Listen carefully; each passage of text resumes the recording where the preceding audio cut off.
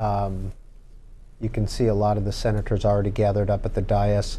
We're going to go to the room. We're going to stay here just in case it takes a while for him to come out. But in the meantime, let's listen in if we can.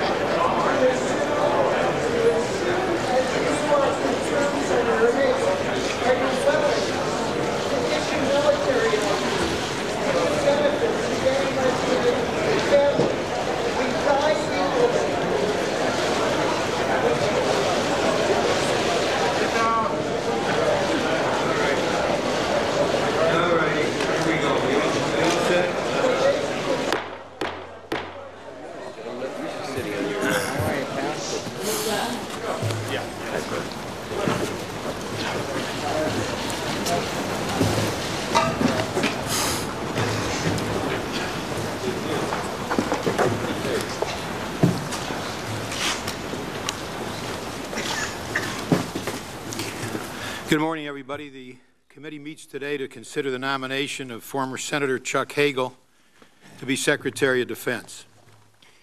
But before we begin, I want to first welcome Senator Inhofe as the new ranking Republican in our committee, succeeding Senator McCain. Senator McCain has been a great partner over the last 6 years, and I thank him for all that he has done to get our bills enacted, for all of his leadership on a host of issues, for his support of the work of this committee, and for always keeping our hearings lively. Senator Inhofe has shown his strong commitment to the national defense over his 20 years on this committee, and I know that we're going to work well together to continue the bipartisan tradition of the committee. We're also pleased to welcome the 8 senators who are joining the committee this year, both those who are new to the Senate and those who are new to our committee. Senators Donnelly, Hirano, Kane, and King on the Democratic side, and Senators Blunt, Cruz, Fisher, and Lee on the Republican side. You will all find that this is a wonderful committee where we work across party lines to support our troops and their families and their national defense mission. I'd also like to pause for a moment to offer my thanks and the thanks of our committee to Secretary Panetta, who delayed his retirement and his return to California to serve our country, first as Director of Central Intelligence and then as Secretary of Defense. Secretary Panetta has provided a steady hand at the Department of Defense through 2 very difficult years and has earned our great respect and our appreciation. Finally, before we get started, I'd like to announce that the committee will be holding hearings next week on Benghazi and the week thereafter on the impact of a sequester on the Department of Defense. Senator Hagel, we welcome you to the Armed Services Committee as an old friend of those of us with whom you served during your years in the Senate. There are few jobs that are more demanding than the position to which you've been nominated. The hours are long and extremely challenging and requires sacrifices from both the Secretary and his family. We traditionally give our nominees an opportunity to introduce their families at these hearings, and we would welcome your doing so during your opening statement. If confirmed, Senator Hagel would be the first former enlisted man and the first veteran of the Vietnam War to serve as Secretary of Defense. You can't read Senator Hagel's account of his military service and not be impressed by it. As Senator Hagel explained a few years ago, quote, "Probably most fundamental for me, when we talk of going to war, we need to think it through carefully, not just for the political and the geopolitical and the diplomatic and the economic consequences, and those are important. But at least for me," he said, "this old infantry sergeant thinks about when I was in Vietnam in 1968. Someone needs to represent that perspective in our government as well. The people in Washington make the policy, but it's the little guys who come back in the body bags." Senator Hagel's background provides an invaluable perspective, not only with respect to the difficult decisions and recommendations that a Secretary of Defense must make regarding the use of force and the commitment of U.S. troops overseas, but also with respect to that families receive the support and assistance that they need and deserve. It would be a positive message for our soldiers, sailors, airmen, and Marines in harm's way around the world to know that one of their own holds the highest office in the Department of Defense and that he has their backs. Senator Hagel, you would be in a position to make key recommendations regarding Afghanistan, where we are down to the pre-surge level of troops with 66,000 military personnel in the country. The Secretary of Defense is called upon to advise the President on the size and mission of a post-2014 so-called residual force and the pace of the drawdown between now and the end of 2014. The key to this transition is ensuring the readiness and ability of Afghan security forces to take over the defense of their own country. I've always believed that that should be our main mission, and it's key to success. During my trip to Afghanistan with Senator Jack Reed last month, we heard from U.S. commanders on the ground that Afghan security forces are operating on their own on most operations, including conducting more than 85% of operations with limited or no U.S. support in the difficult Regional Command East.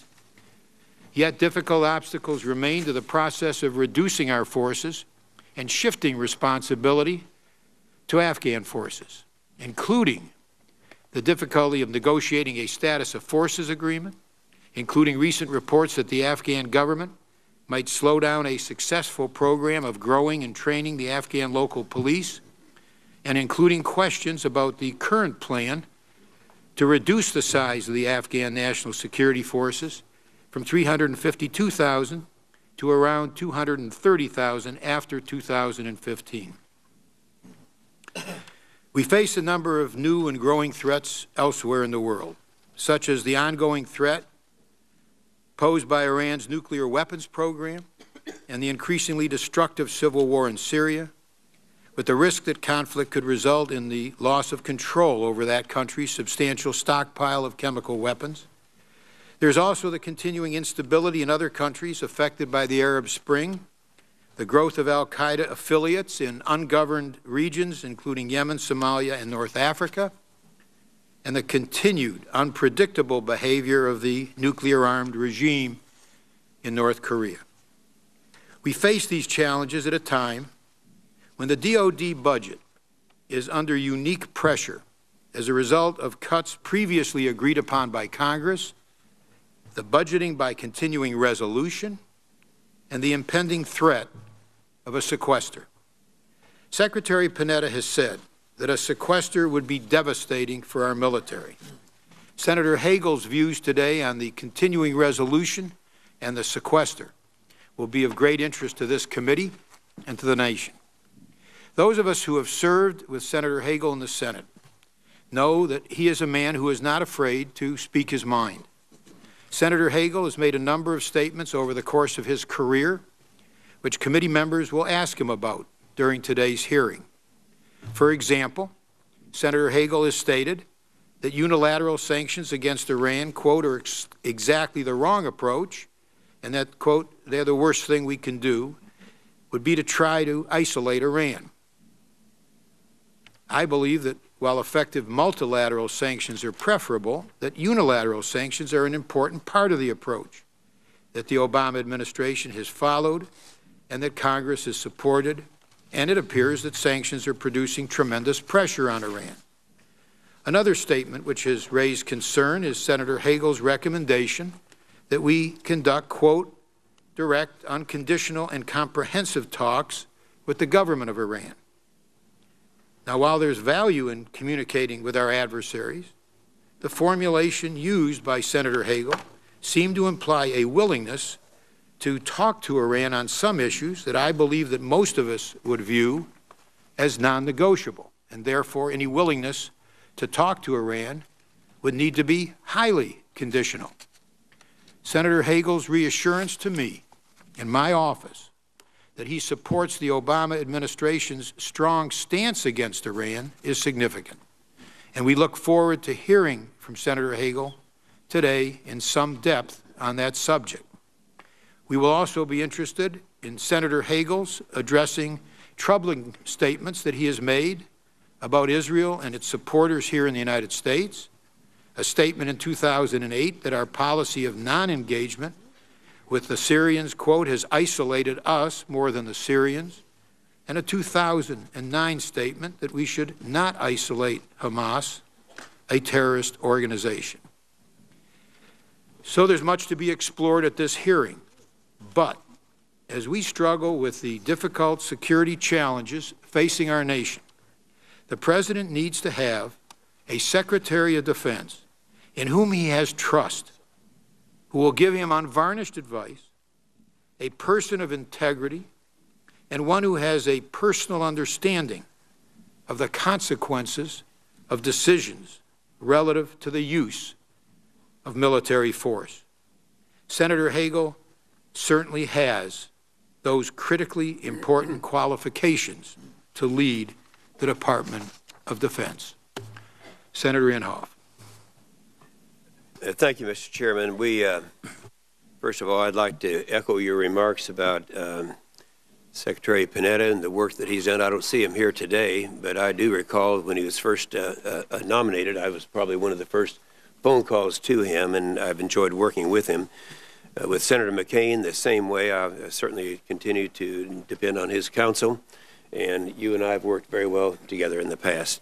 Mr. Chairman, before I continue the opening statement, I'd like to raise a concern about the sufficiency of materials provided to this committee by our nominee. Senator Hagel was requested to provide the speeches he's delivered over the last 5 years, yet his initial submission was for only 4 speeches, even though, as was noticed by Senator Cruz, that he had honoraria for 12 speeches, but submitted 4 speeches. Well, we received some more, but only late last night, and so I think it would have been a lot more helpful if we'd received them before that, and I'm hoping that we'll be able to get that information before we have to cast votes on this nominee. Thank you, Mr. Chairman. The President's nomination of Senator Hagel to serve as the next Secretary of Defense comes at a critical junction in our military and national security interests. Senator Hagel is a good man who has a record of service. I first learned of that when he was first elected, and I have been a great admirer of the time that he spent in Vietnam, with the sacrifices that he made. And while his service is commendable, the fate of his nomination should be decided by the totality of his record. It is the votes that he's cast and the statements that he's made over the many years of his career that will inform us as to his judgment, his view of America's role in the world, and his view of the military required to support that role. As I told Senator Hagel in my office some time ago, over 2 weeks ago, I guess it was, that after a long and careful review of his record and the things that he has said and the things that I have personally experienced with him, that we're too philosophically opposed on the pressing issues facing our country and for me to support his nomination, and therefore I told him I would not be supporting his nomination. His record demonstrates what I view as a lack of steadfast opposition to policies that diminish U.S. power and influence throughout the world, as well as a recent trend of policy reversals that seem based on political expediency rather than on core beliefs. On many of the security challenges facing the U.S. interests around the world, Senator Hagel's record is deeply troubling and out of the mainstream. Too often, it seems, he's willing to subscribe to a worldwide view that is predicated on appeasing our adversaries while shunning our friends. I remember quoting Hiram Mann, who said, "No man survives when freedom fails. The best men rot in filthy jails, and those who cried, 'Appease, appease,' are hanged by those they tried to please." In 2000, and I'll mention a few of these things because they're going to come out in this hearing. In 2000, an overwhelming majority of senators sent a letter to President Clinton reaffirming our solidarity with Israel. I was one of them who carried that letter around. I remember it well. And Senator Hagel was one of just 4 who refused to sign that letter, and I'm sure he'll want to comment about that. In 2001, he was one of just 2 senators who voted against a bill extending harsh sanctions against Iran. A year later, he urged the Bush administration to support Iran's membership in the World Trade Organization. Senator Hagel voted against a resolution designating Iran's Revolutionary Guard Corps, a group responsible for killing American soldiers in Iraq and Afghanistan, as a terrorist organization. And on multiple occasions, he has advocated for direct negotiations with Iran, a regime that continues to repress its people, doggedly pursue a nuclear weapon capability, and employ terrorist proxies, including Hamas, Hezbollah, to threaten the security of Israel and the region. Senator Hagel has also been an outspoken supporter of the nuclear disarmament and the global zero movement. We're very sensitive to that. We know that the president has said many times he wants a nuclear-free world, and I know that Senator Hagel is right there with him. But at a time when North Korea's belligerent actions threaten our allies with their nuclear capabilities and security of our own nation and that of our allies, why would we want to unilaterally disarm ourselves of nuclear capability? Of late, however, Senator Hagel has expressed views in meetings with Senate colleagues, I've been informed, and through the press that appear glaringly at odds with many of his long-held positions, particularly on issues dealing with Israel, Iran, and our nuclear arsenal.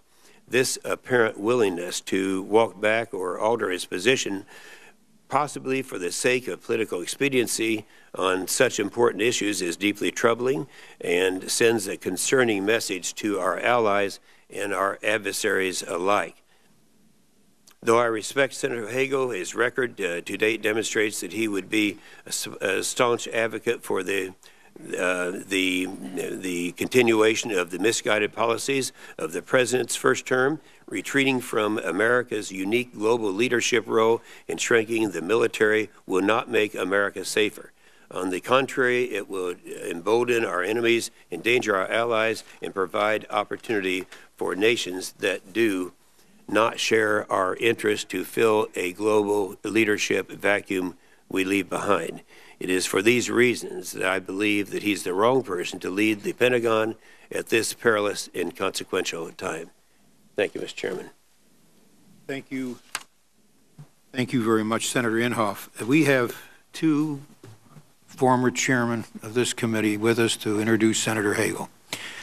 No senator has had 2 dearer friends or better mentors than I have had with Senators Nunn and Warner.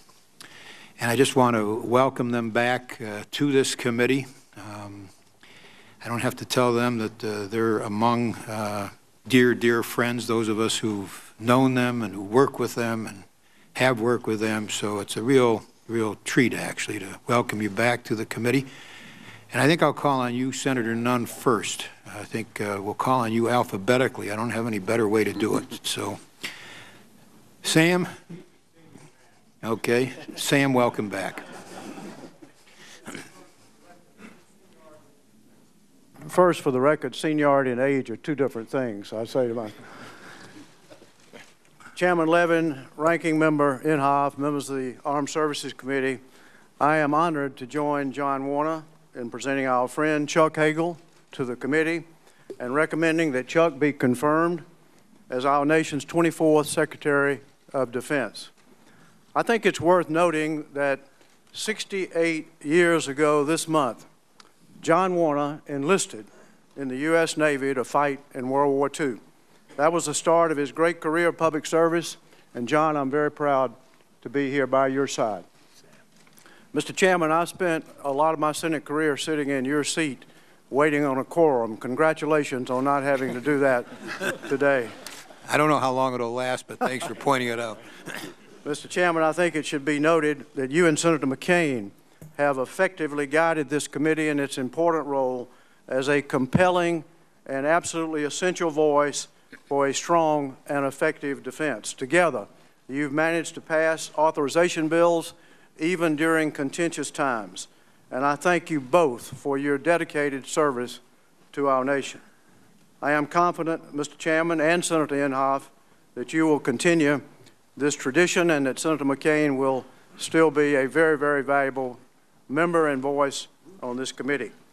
I believe that our nation is fortunate to have a nominee for Secretary of Defense with the character, the experience, the courage, and the leadership that Chuck Hagel would bring to this position. First, Chuck is acutely aware that even in an age of rapid technological advances, our military capability and effectiveness depend on the quality and the morale of the people who serve our nation in uniform, as well as the families that support them. Chuck received 2 Purple Hearts in Vietnam, and when he returned home, he continued to fight for veterans and for active duty military personnel. He knows that our people are our strongest assets. Second, Chuck's experience in Vietnam shaped his life and his perspective. War for Chuck Hagel is not an abstraction. I'm confident that if confirmed, he will ask the hard and the smart questions before sending troops into battle.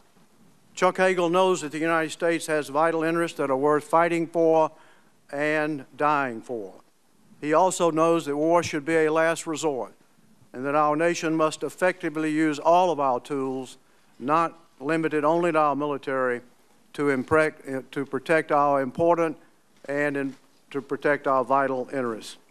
Certainly, Mr. Chairman, there is a tension in these values, but it is a tension that we should welcome in the thought process and in the advice that our Secretary of Defense gives to our Commander-in-Chief and to this Congress.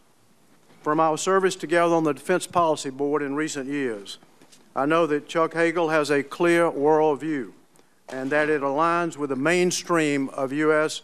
foreign and defense policy and also with President Obama. Chuck Hagel believes that we must build and preserve American strength as a force for good in the world. He recognizes that protecting our interests requires strong allies and friends, as well as strong American leadership. Third, Chuck has the depth of experience and the leadership skills required to handle this tough job. There's certainly no shortage of security challenges around the world, as this committee knows and as you have enumerated this morning, Mr. Chairman. A very large and impressive group of former cabinet officials and public servants from both sides of the aisle have said that they trust Chuck Hagel with this important responsibility, and I strongly agree. Fourth, on the fiscal side, I'm confident that Chuck will be a powerful advocate for a common sense approach, both within the administration and here on Capitol Hill, regarding fiscal challenges to the defense budget. He understands that our defense capabilities are being threatened on 2 budget fronts. First, sequestration, with its damaging across-the-board upfront budget cuts, and second, rapidly rising costs within the department's budget including but not limited to health care, personnel, and retirement costs. Mr. Chairman, members of the committee, I believe that Chuck will work effectively with this committee and Congress in meeting these budget challenges while protecting our people, protecting our capabilities, and also while ensuring that the United States has the strongest military in the world. Chuck Hagel was a soldier and a senator, but he has been also a highly successful executive in both the public and private sectors. He built a successful company from the ground up. He is a man who knows how to prioritize, and he knows how to make tough decisions. He will listen to and carefully consider the views of our military and civilian leaders and guide them as necessary. Fifth, I believe that Chuck Hagel will be a balanced and responsible voice on nuclear weapons policy. President Reagan said it often and said it well. A nuclear war cannot be won and it must not be fought. Mr. Chairman, as this committee knows, the risk of a global nuclear war have thankfully substantially declined since the breakup of the Soviet Union. But with 9 nations possessing nuclear weapons, with nuclear weapons usable material and knowledge spread across the globe, and with terrorists ready to use a nuclear weapon if they manage to buy, steal, or make one, we face enormous risk that a nuclear weapon will be used. If proliferation continues in countries like Iran and North Korea, and if we do not secure nuclear materials and weapons globally, the odds of use will go up even more. 6 years ago, George Shultz, Bill Perry, Henry Kissinger, and I made the argument that we should reduce reliance on nuclear weapons as a vital contribution to preventing their proliferation, keeping them out of dangerous hands, and ultimately ending them as a threat to the world. 2/3 of living former Secretaries of State and Defense and National Security Advisors have agreed with the vision and the steps that we outlined, including substantial work on verification and enforcement. Mr. Chairman, I hope that all members of the committee and the Senate will read the recent statement by 4 credible and very experienced Americans, Ambassador Tom Pickering, Ambassador Richard Burt, General James Cartwright, and General John Sheehan, about their work with Chuck Hagel on nuclear weapons. They made it abundantly clear that they oppose unilateral moves, they support bilateral negotiations, and they support verifiable U.S.-Russian arms reductions, to be followed by multilateral negotiations, bringing other nuclear weapons countries into a serious and verifiable process of reductions. In closing, Mr. Chairman, there are many essential characteristics and values that a Secretary of Defense should possess in our dangerous and challenging world. Let me name just 2 or 3 that I think are very important. First, someone who is well-informed, has an open mind, engages in critical thinking, who is capable of and who seeks out independent thought. Second, someone who sets aside fixed ideologies and biases to honestly evaluate all options and then provides his or her candid judgment to the President and to the Congress. Third, someone who pays attention to people with the best ideas, regardless of their party affiliation. No one is perfect, we all know that, but Chuck Hagel comes as close as anyone I know to having all of these qualities. Mr. Chairman, Senator Inhofe, and members of the committee, I served for 24 years on this important committee, and I recognize that much has changed since I retired 16 years ago. I continue to believe, however, that every major problem we face today requires the best input from both political parties if we are to arrive at a solution. I believe that Chuck Hagel will seek that input. I urge his support by this committee, and I urge the confirmation of his nomination by the U.S. Senate. I thank the chairman. Thank you very much, Senator Nunn. Senator Warner. Thank you, Mr. Chairman. It's a very moving experience for me to re-enter this room. I served on this committee for 30 years. And in that period of time, Senator Nunn was the chairman and I was the ranking. But I want to say to you and Jim Inhofe, Jim and I have been good friends and we work together on member. You follow in the steps of my dear and valued friend of so many years, John McCain. And the leadership of this committee throughout my 30 years of the Senate has been drawn from the ranks of the strongest and the best of its membership. And we have it today, and I have every reason we'll have it tomorrow. And I'd like to say a word to the new members of this committee. As I look back over a very fortunate record of public service for many years, no chapter of my career was more important than service on this committee. You will carry with you for the rest of your life the recollections of the work that you've done for one of America's most valued assets, the men and the women and their families of the armed services of the United States. I've written out a nice long statement, and then last night late I got Sam Nunn's statement and Chuck Hagel's statement, and I said that I felt that another statement just wouldn't do. I'd rather say just a few words from the heart about the importance of what we have by way of decision before all of us today. I thank you, Senator Nunn, for that reference of 68 years ago in the Navy. I did no more than every other kid on my block. We all went. But I'd like to remind you that a half-century ago, you served in the Coast Guard. So, Grandpa, here's another Grandpa. Good friends, we thank Chuck Hagel and Mrs. Hagel and his family, because there's a, if confirmed, an enormous commitment by the family to this position. And having known a little bit, and slightly your children, you have made that decision to offer yourself once again, offer yourself for continued public service. Public service is a privilege. I've always regarded it as such. And the second reason, I won't give a long statement, this statement by Senator Hagel will soon be shared with you. And I read it through not once, twice, but again this morning.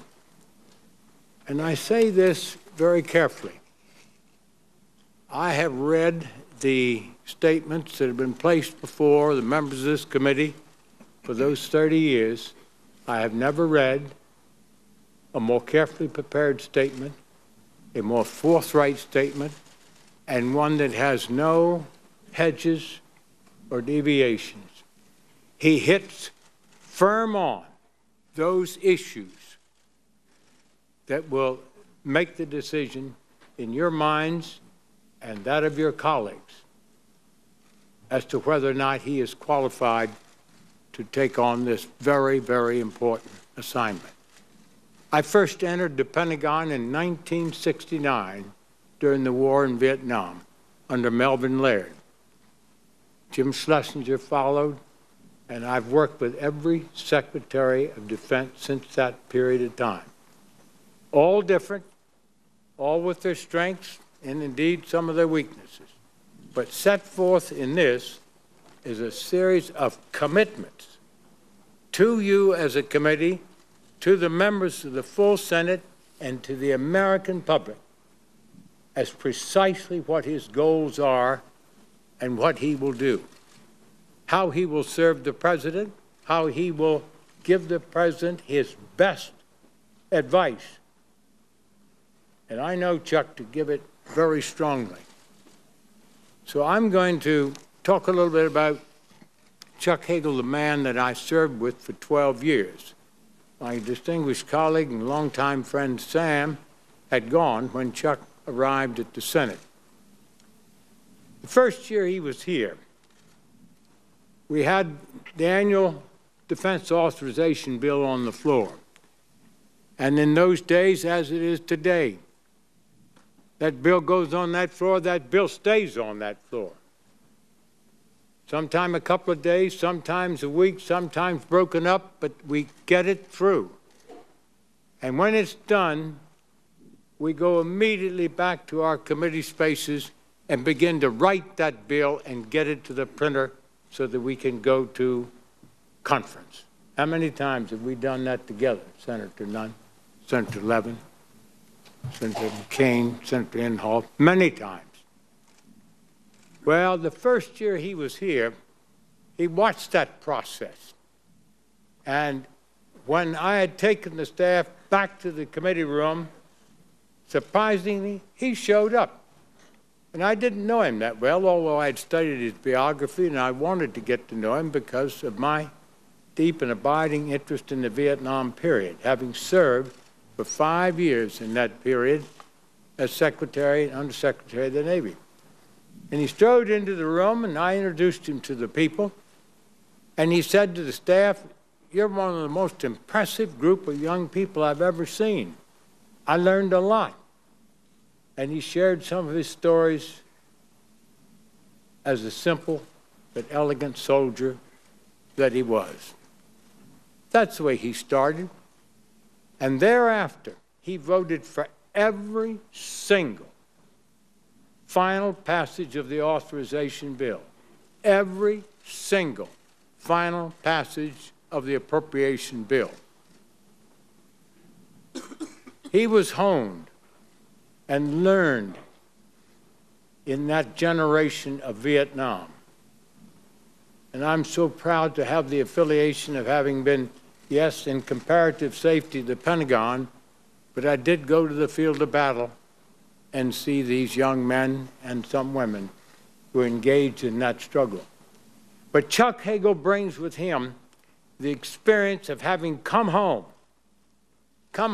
to an America that was quite different than what I experienced when my generation came home from World War II. We were welcomed with open arms. America at that time in Vietnam, and how well John McCain can remember this, was very divided. And when you wore your uniform back home, it didn't receive the same respect that it deserved for the sacrifices that you and your colleagues had committed. Chuck will never forget that. I will never forget it. John will never forget it. Today we welcome home, and we do it with the fullest heart, the young men and women. But there have been times in history, and then that was one. And so that honed him to be prepared to take on his responsibilities as he addresses the declining budget situation, which is going to be a challenge. And I am absolutely certain that he will stand up and fight as hard as two of your predecessors, Leon Panetta, you mentioned today, and Robert Gates. They gave their president loyalty, but they gave him their best advice, and tough, and fought for their troops, and drilled down that they've got to maintain whatever budget. And sequester's not the route, but whatever budget, maintain morale and combat readiness. And also, ladies and gentlemen, that pillar of strength of our military system, the all-volunteer force. We had drafts in Vietnam. We saw the effects of that. And we decided as a nation to take a gamble, to let every person who wished to wear the uniform give them that opportunity and to volunteer. No one is forced in there. That has got to be maintained. This man has the experience, the gravitas, and the strength to protect the all-volunteer force. I also was deeply impressed by the Senate and the manner in which it confirmed John Kerry. John Kerry was also in that generation, and he served his trials and tribulations and came home and faced that public in the same way Chuck did. Senate confirmed him with a very, very strong vote, and it sent him away ready to take on the enormity of his responsibility. Now, I mention that because, in my experience, I've seen a good deal of camaraderie, but a good deal of competition between the Secretaries of Defense and the Secretaries of State. It just sort of built in there. And sometimes a lot of sand gets in that gearbox. But it's important to the United States that they, having the major jurisdiction over most of the policy issues, work as a team. John Kerry and Chuck Hagel are a band of brothers out of Vietnam with that special bond. And I'm sure that you will utilize that and remember it and make those two departments perform their function, best serve the president and the best serve the country. So I pretty well said everything I should say. I want to be brief because it's important that this committee pursue its work. But as again, Bob Gates, Leon Panetta set the bar for this century of those who take on this job. And you mentioned your long friendship and how you know both. I'd keep close contact. They've had the experience to deal with this President of the United States, and you're the President's choice. Folks, there's an old saying in the combat Army infantry and Marine Corps. Certain men are asked to take the point, which means to get out and lead in the face of the enemy. Chuck Hagel did that as a sergeant in Vietnam. It confirmed Chuck Hagel will do it again. This time, not before a platoon, but before every man and woman and their families in the armed services. You will lead them. And they will know in their hearts, we have one of our own. You're on your own. Good luck.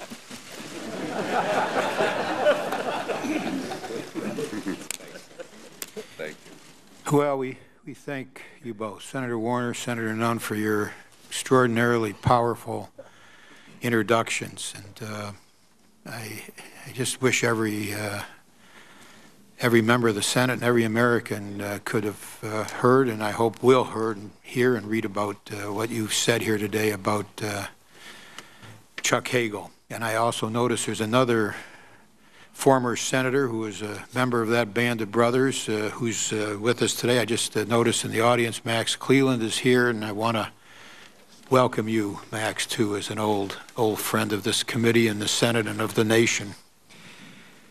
So let me now call on Senator Hagel and Senator Warner, Senator Nunn. Again, thank you for your introductions, and you're free to get back to your lives or to stay as you wish.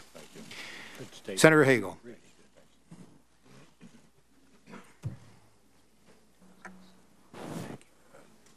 Thank you, Chairman Levin, Ranking Member Inhofe, and distinguished members of the committee. I am honored to come before you today as the President's nominee to be Secretary of Defense. First, as you suggested, Mr. Chairman, let me introduce my family. My wife, Lilibet,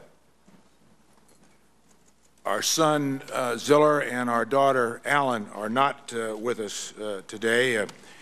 Our son, Ziller, claims he's taking a test. We'll confirm that later. But both our son and daughter that Lilibet and I are very proud of, and I think like any proud father and any proud mother, you all know how I feel about that, as you have the same feelings about your children. It's the same way Lilibet and I feel about ours. I also want to introduce my brother Tom, who served with me in Vietnam, my brother Mike, who is our number 3 brother, and I might add, who actually possesses any talent our family has. He has in the Pentagon 10 paintings as chairman of the Air Force Artists Guild over the years, and they're hanging in different locations in the Pentagon. So we have one brother of some acclaim. and one of us did make it, my brother Mike. Mike's son is sitting behind him, Josh. He is one of 3 children that Mike has. We have here also cousins, many friends, people I owe money to, and who knows who else, since I have received some publicity over the weeks. I want to also thank my friends Sam Nunn and John Warner. I want to thank them for their support, their encouragement, and their friendship over many years. And as each of you who had the privilege of serving with those 2 senators, I too add my thanks for their tremendous service to our country. These 2 distinguished Americans represent what's best about American public service and responsible bipartisanship. They have embodied both in their careers, long distinguished careers, and are models for each of us. And of course, to my family and friends and my fellow veterans who are here, as has been noted, Max Cleland, Jan Scruggs, good friends, veterans from all wars who are here today, who I have worked with for many, many years. I'm grateful to them. Not just to those friends and supporters and fellow veterans who are here, but those who are not. Thank you. A life is only as good as the family and the friends you have and the people you surround yourself with. I also want to thank my friend Leon Panetta for his tremendous service to our country over so many years. If I'm given the privilege of succeeding him, it will be a high honor. President Obama, for his confidence and trust in me, I thank him. I'm humbled by the opportunity and the possibility he has given me to serve our country once again. And I fully recognize the immense responsibilities of the Secretary of Defense. I assured the President that if I am confirmed by the United States Senate, I will always do my best. I will always do my best for our nation and for the men and women and their families who are called on to make the enormous sacrifices of military service. Their safety, success, and welfare will always be at the forefront of the decisions I make. I also assured the President that I would always provide him with my most honest and informed advice. I make that same commitment to this committee and to the Congress. If confirmed, I will reach out to the members of this committee for advice and collaboration. It will be a partnership because the national security challenges America faces require it. Our nation's security is the highest priority of our leaders and our government. We cannot allow the work of confronting the great threats we face today to be held hostage to partisanship on either side of the aisle, or by differences between the bodies represented in Articles 1 and 2 of our Constitution. The stakes are too high. Men and women of all political philosophies and parties and ideas die and fight for our country. As this committee knows so well, protecting our national security or committing a nation to war can never become political litmus tests. I know Secretary Panetta has put a strong emphasis on reaching out to the Congress. I, like Leon, come from the Congress and respect and understand this institution's indispensable role in setting policy and helping govern our country. We are all products of the forces that shape us. For me, there has been nothing more important in my life or a more defining influence on my life than my family. Whether it was helping my mother raise 4 boys after my father, a World War II veteran, died suddenly at age 39 on Christmas Day, or serving side by side my brother Tom in Vietnam, or the wonderful miracle of my wife Lilibet and me being blessed with 2 beautiful children. That is who I am. We each bring to our responsibilities frames of reference. These frames of reference are formed by our life's experiences. They help instruct our judgments. We build out from those personal foundations by continually informing ourselves, listening, and learning. Like each of you, I have a record a record that I'm proud of. I'm proud of my record not because of any accomplishments I may have achieved, or certainly because of an absence of mistakes, but rather because I've tried to build that record based on living my life and fulfilling my responsibilities as honestly as I knew how and with hard work. Underpinning everything I've done in my life was the belief that we must always be striving to make our nation a better and more secure place for all our people. During the 12 years I had the privilege of serving the people of Nebraska in the United States Senate, I cast over 3,000 votes and hundreds of committee votes. I've also given hundreds of interviews and speeches and written a book. So as you all know, I'm on the record. I'm on the record on many issues. But no one individual vote, no one individual quote, no one individual statement defines me, my beliefs, or my record.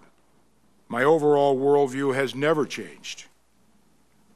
That America has and must maintain the strongest military in the world, that we must lead in the international community to confront threats and challenges together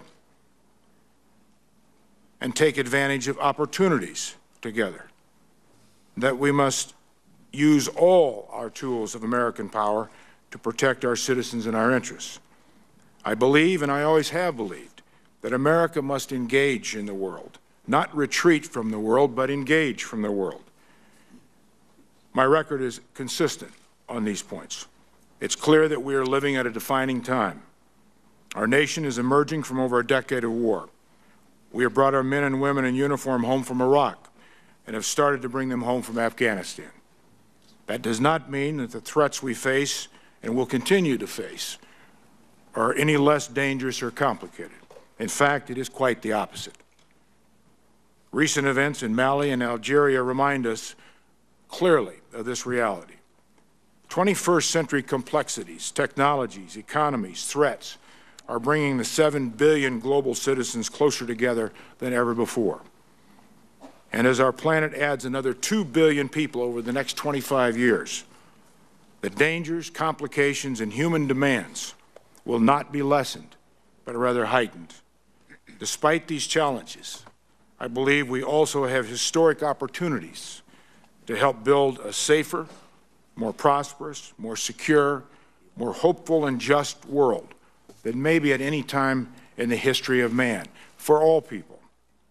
Yes, the curse of intolerance, hatred, and danger exists around the world, and we must continue to be clear-eyed about this danger. And we will be. We will not hesitate to use the full force of the United States military in defense of our security. But we must also be smart and, more importantly, wise. Wise in how we employ all of our nation's great power. America's continued leadership and strength at home and abroad will be critically important for our country and the world. While we will not hesitate to act unilaterally when necessary, it is essential that we work closely with our allies and partners to enhance America's interests and security, as well as global security. If confirmed, I will continue to build on the efforts of this administration and of former Secretaries Gates, Secretary Panetta, and Secretary Clinton to strengthen our alliances and partnerships around the world. I will also look forward to working with my former Senate colleague, your colleague, and our friend John Kerry in this pursuit. As I told the President, I am committed to his positions on all issues of national security, specifically decisions that the Department of Defense is in the process of implementing now. This includes the defense strategic guidance the President outlined in January 2012. Allow me to very briefly address a few of those specific issues now. First, we have a plan in place to transition out of Afghanistan, continue bringing our troops home and end the war, which has been the longest war, as we all know, in America's history. As you also know, discussions are ongoing about what the U.S. presence in Afghanistan will look like after 2014. The President has made clear, and I agree, that there should be only two functions for U.S. troops that remain in Afghanistan after 2014: counterterrorism, particularly to target al-Qaeda and its affiliates, and training and advising Afghan forces. It's time we forge a new partnership with Afghanistan, with its government, and most importantly, with its people. Second, as Secretary of Defense, I will ensure we stay vigilant and keep up the pressure on terrorist organizations as they try to expand their affiliates around the world in places like Yemen, Somalia, and North Africa. At the Pentagon, that means continuing to invest in and build the tools to assist in that fight, such as special operations forces and new intelligence, surveillance, and reconnaissance technologies. And it will mean working hand in hand with our partners here at home across the national security intelligence communities to confront these and other threats, especially the emerging threat, the very dangerous and real threat of cyber warfare. Third, as I have made clear, I am fully committed to the President's goal of preventing Iran from obtaining a nuclear weapon. And as I've been on record on that issue, and as I've said in the past many times, all options must be on the table to achieve that goal. My policy has always been the same as the President's, one of prevention, not of containment. And the President has made clear that is the policy of our government. As Secretary of Defense, I will make sure the Department is prepared for any contingency. That's my job. That's my responsibility. I will ensure our friend and ally Israel maintains its qualitative military edge in the region and will continue to support systems like Iron Dome, which is today saving Israeli lives from terrorist rocket attacks. That support I have always made clear and been on the record for. Fourth, while we pursue the reductions in our deployed stockpiles and launchers consistent with the New START treaty, I am committed to maintaining a modern, strong, safe, ready, and effective nuclear arsenal. America's nuclear deterrent over the last 35 years has played a central role in ensuring global security and the avoidance of a World War III. I have been committed to that. My record is clear on that. I am committed to modernizing our nuclear arsenal. As we emerge from this decade of war, we must also broaden our nation's focus overseas as we look at future threats and challenges. As this committee knows, that's why DoD is rebalancing its resources toward the Asia-Pacific region.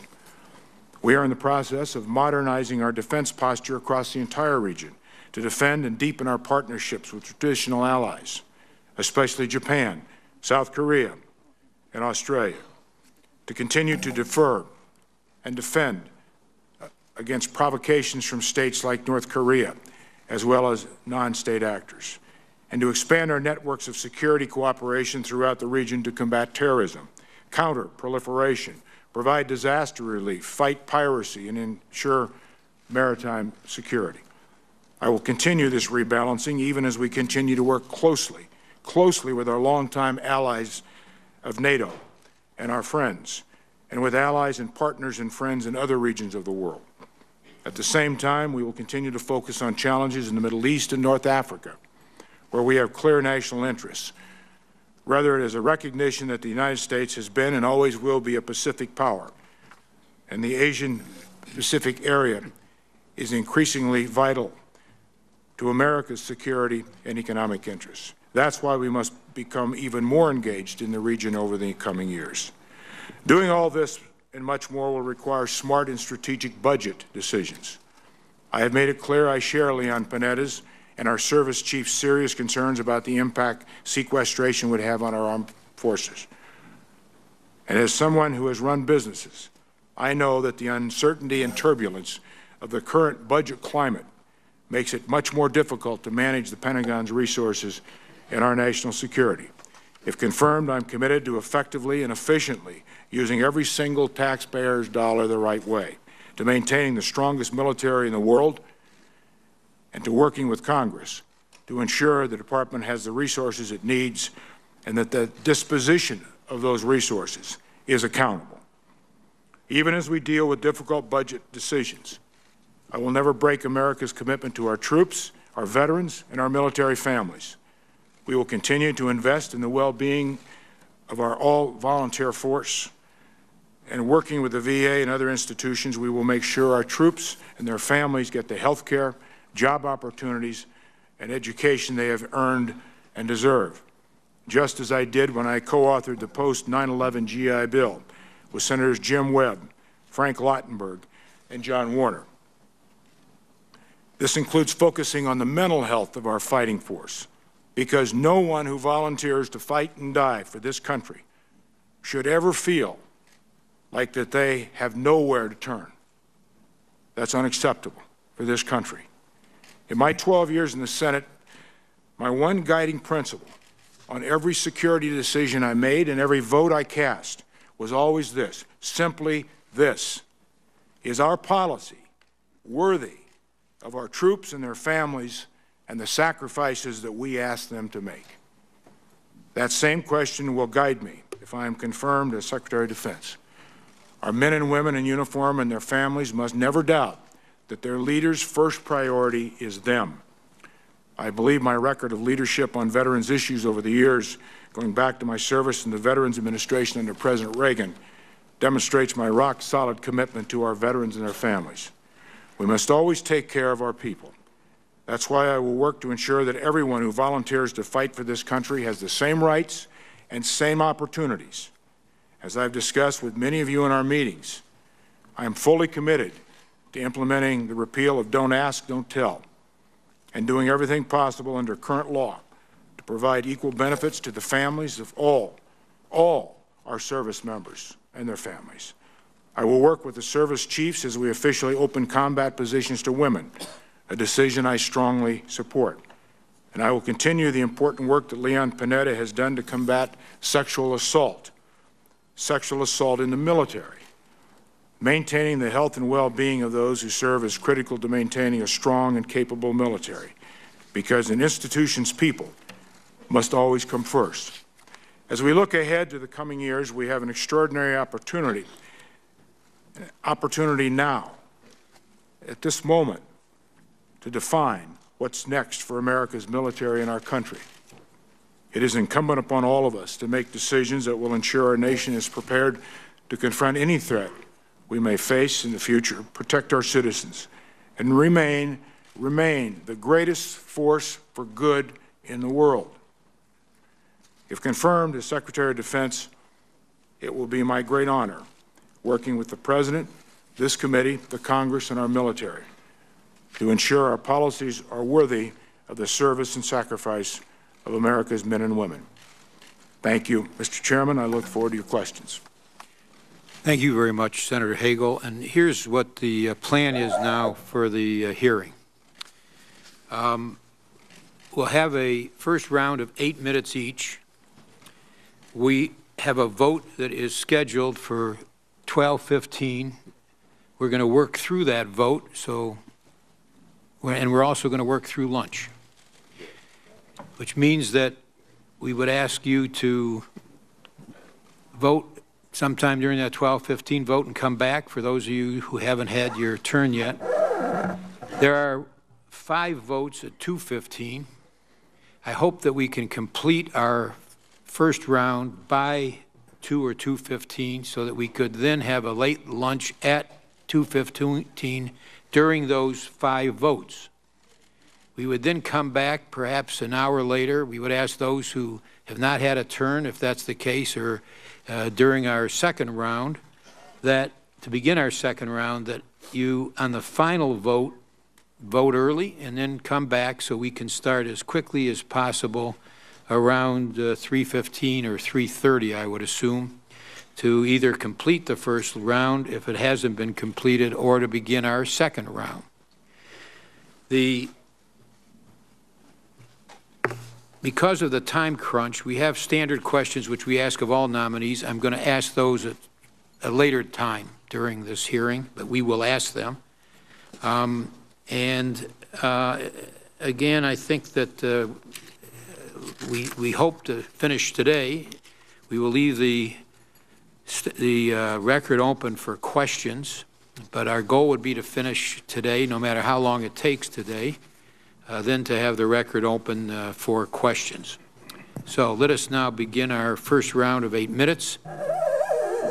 Senator Hagel, you made reference to the looming sequester. We received a letter signed by the Joint Chiefs of Staff relative to sequester, which says that we're on the brink of creating a hollow force due to an unprecedented convergence of budget conditions and legislation. They have talked about the readiness crisis which would result, grounding aircraft, returning ships to port, stop driving combat vehicles and training and so forth. Can you, and you've spoken very briefly about your agreeing with, in general, with the impact. Would you expand on the impact of that sequester from your perspective? Well, Mr. Chairman, I think the chiefs have laid it out rather directly, plainly, as Secretary Panetta has. As recently as 2 or 3 days ago, the Deputy Secretary of Defense, Ash Carter, in an interview, went into some detail. The fact is, the bottom line is, if sequester would occur, it isn't just a reduction in a significant amount of dollars that would occur, but it would be a convergence of taking the flexibility, the projection, the management, the future, away from those who are responsible for managing our budget. Furloughing civilian employees would have to occur. You listed an inventory of consequences of cutting back on flying time, of training, of steaming. These are real consequences that would occur. I know the Pentagon, the chiefs, those who have responsibility for managing every department of this 3 million operation security institution are preparing for the worst. But make no mistake, this is not an exaggeration. And when managers are not given the flexibility and the opportunity and the tools to manage with complete uncertainty as to what's ahead, that's disaster. Thank you. On the question of Iran and the use of force, the President has said that Iran's leaders should understand that President Obama does not have a policy of containment. He has a policy to prevent Iran from obtaining a nuclear weapon, that he has made clear that he will not hesitate, in his words, to use force when it is necessary to defend the United States and its interests. Do you agree with President Obama's position that, quote, all options should be on the table, close quote, to prevent Iran from obtaining a nuclear weapon? I do, I have, and I strongly agree with it. On Iranian sanctions, President Obama has said that the sanctions which have been put in place are crippling the economy of Iran. I happen to agree. Their currency's dropped 80%, oil production's plunged, economy's in a shambles. Do you share the President's views on the importance and effectiveness of sanctions against Iran? And if so, how do you reconcile your position with some of your past statements that suggest that the national security of the United States is not served by isolating Iran? Well, first, I do agree with, and always have agreed with multilateral sanctions because I think they have an effect, and I think this president in particular has probably done more than any president to effectively employ those kind of international sanctions, starting with a Security Council UN agreement and UN mandates. So I agree with what the President is doing. And I've said publicly, incidentally, long before the President ever asked me to consider this job, that additional sanctions might be required. As to my record on votes in the Senate regarding unilateral sanctions, I have differed on some of those. I have voted for some as well. It was always on a case-by-case basis. When I voted against some of those unilateral sanctions on Iran, it was a different time. For example, I believe one was in 2001, 2002. We were at a different place with Iran during that time. Matter of fact, I recall the Bush administration did not want a renewal of the 5-year renewal of ILSA during that time because they weren't sure of the effectiveness of sanctions. That wasn't the only reason I voted against it, is because I thought that there might be other ways to employ our vast ability to harness power and allies. It was never a question of did I disagree with the objective. The objective was, I think, very clear to both of us. I recall, for example, in 2008, Secretary of State Rice sending a letter to the chairman of the Finance Committee, Senator Baucus, requesting that a sanctions resolution unilateral in the Finance Committee not come out of the Finance Committee because the Bush administration at the time was working with the Russians specifically, but with the Security Council of the United Nations to try to get international sanctions, which I think that effort, by the way, in 2008 led to the 2010 international sanctions. Can you give us your view on the size of the U.S. force which might be necessary or would be necessary after 2014, the so-called residual force? If you have an opinion on the size, you've indicated in your opening statement 2 missions for that residual force. Can you also give us your opinion about the size of the Afghan National Security Force after 2014, and whether you agree with me and Senator Graham on this committee and others that we ought to reconsider the position that the Afghan National Security Force should be reduced by 1/3 starting in 2014 to about 230,000 from what its current goal is, which is about 350,000.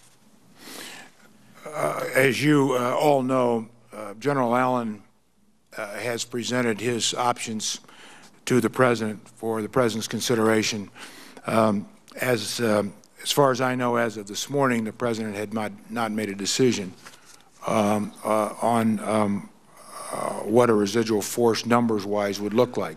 I have not been included in those discussions, so I don't know, other than knowing that he's got a range of options as you do. But I would say that from what the President has told me, what Secretary Panetta has told me, that that decision will be made to assure resourcing the mission and the capability of that mission. As to what kind of a force structure should eventually be in place by the Afghans, I don't know enough about the specifics to give you a good answer, other than to say that I think that has to be a decision that is made certainly with the President of Afghanistan, what we can do to continue to support and train and protect our interests within the scope of our ability to do that. Obviously, the immunity for our troops is an issue, which was an issue in Iraq. All those considerations will be important and will be made. If I'm confirmed in a position to give the President advice on that, I will, with consultation of our commanders on the ground and our chiefs, give him the best options that we can provide. Will you review that question of the size of the Afghan force with an open mind if you're confirmed? I will, because I think we have to. Thank you. Senator Inhofe. Thank you, Mr. Chairman. Senator Hagel, my first question's not to be responded as to explaining the position, but I want to state the position or restate the position on 5 things that I mentioned in my opening statement, merely to ask you if these are accurate reflections of things that happened in the past. The first one is in 2007, you voted against the designating Iran's Islamic Revolutionary Guard Corps as a terrorist organization. The second thing, in 2006, you were one of 12 senators who refused to petition the EU to identify Hezbollah as a terrorist group. Third, in November of '03, you failed to vote on a Syria accountability act authorizing sanctions on Syria for its support of terrorism and occupation of Lebanon. 4, in 2001, you were one of only 2 senators that year to vote against renewal of the Iran-Libya Sanctions Act. And lastly, in 2001, you were one of 4 senators who refused to sign the letter supporting Israel. Are those accurate? Well, let's start with the well, no, I just want to know if the statement, these are votes that took place. Do you agree those votes took place? Well, I want to ask the letter that you just noted in your 5th point. What was the date in the letter? The date? You said I refused to sign a letter. It was October of 2001. A letter to... Okay, skip that one. The other one's true? Well, it is fairly important, as you know. Well, it's very important Senator, because I was holding the letter at the time that we were gathering signatures. I see. On the 2008 question regarding designating the Revolutionary Guard as a terrorist organization, I did vote against it, and no, okay, I'm sorry, and I don't want to be rude. You and I are very good friends, but I know that my time is going to expire.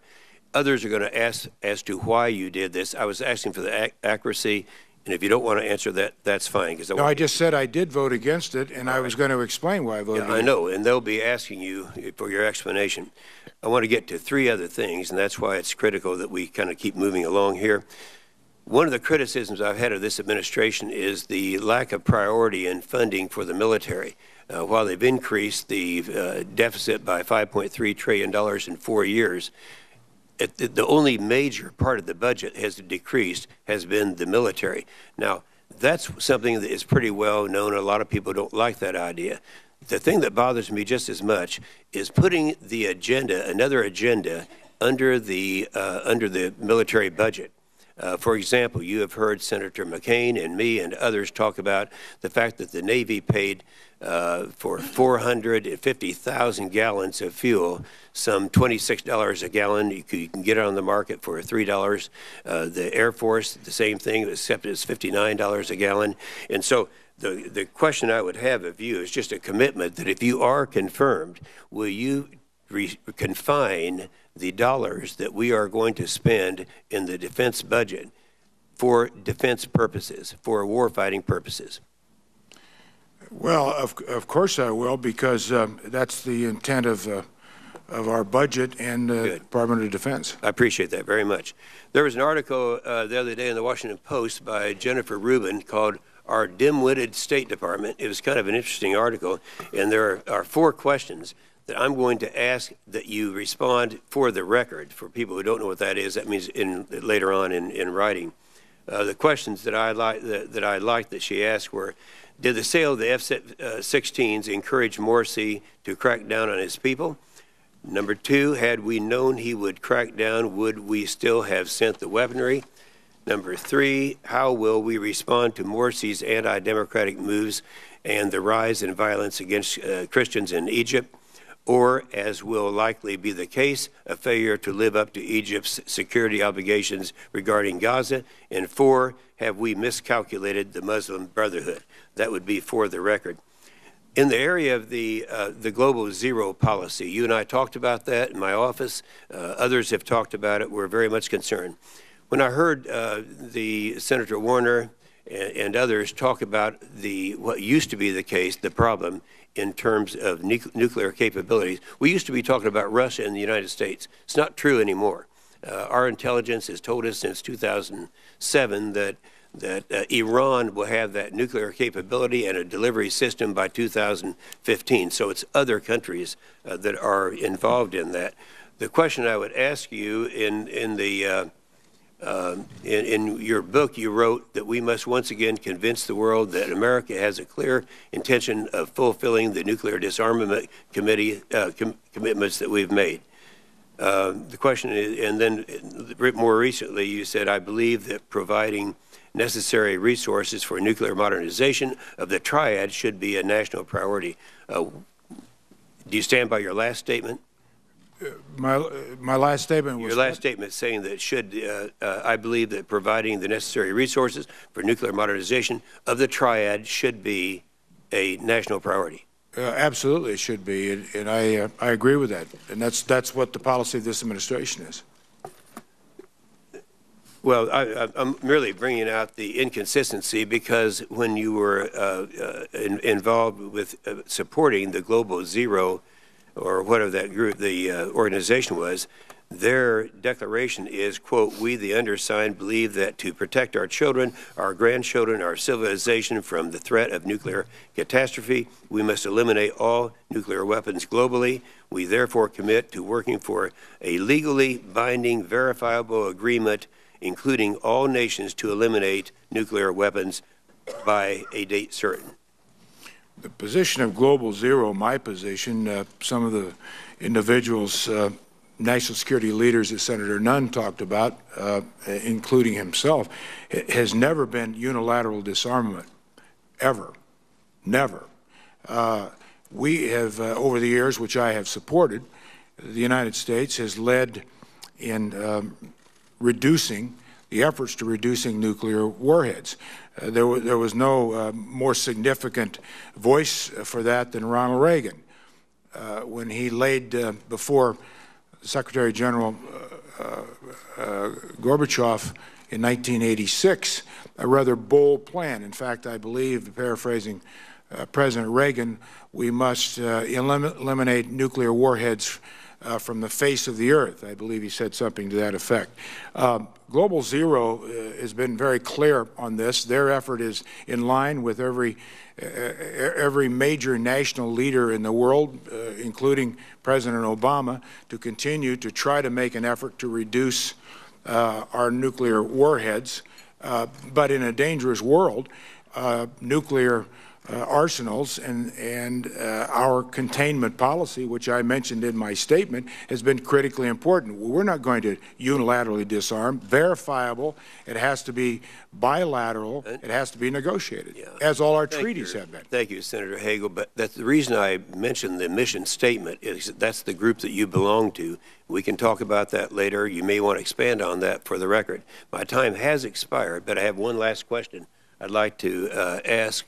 And that is, given that Iran, the people, and I'm quoting right now from Iran, people of the Middle East, the Muslim region, and the North Africa, people of these regions hate America from the bottom of their heart.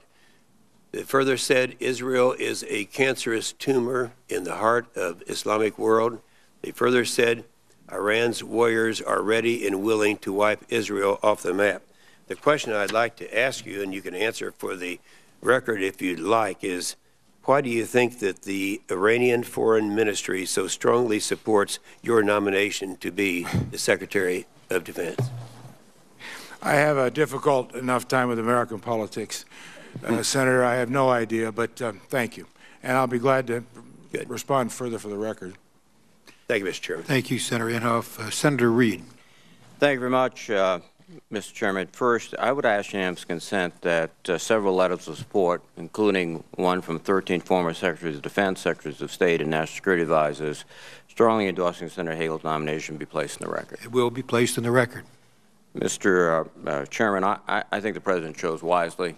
There are very few people in this country with the experience as a combat infantryman, decorated and wounded, as a business leader, as the second leader of the Veterans Administration, as a United States Senator, as someone who every day understands that the decisions we make will be carried out by young Americans, who's actually looked in the face of young Americans, who's seen them suffer and die for this country. And I think that quality is, if not unique, extraordinarily part of the nominee before us. So again, I think the President made a wise choice.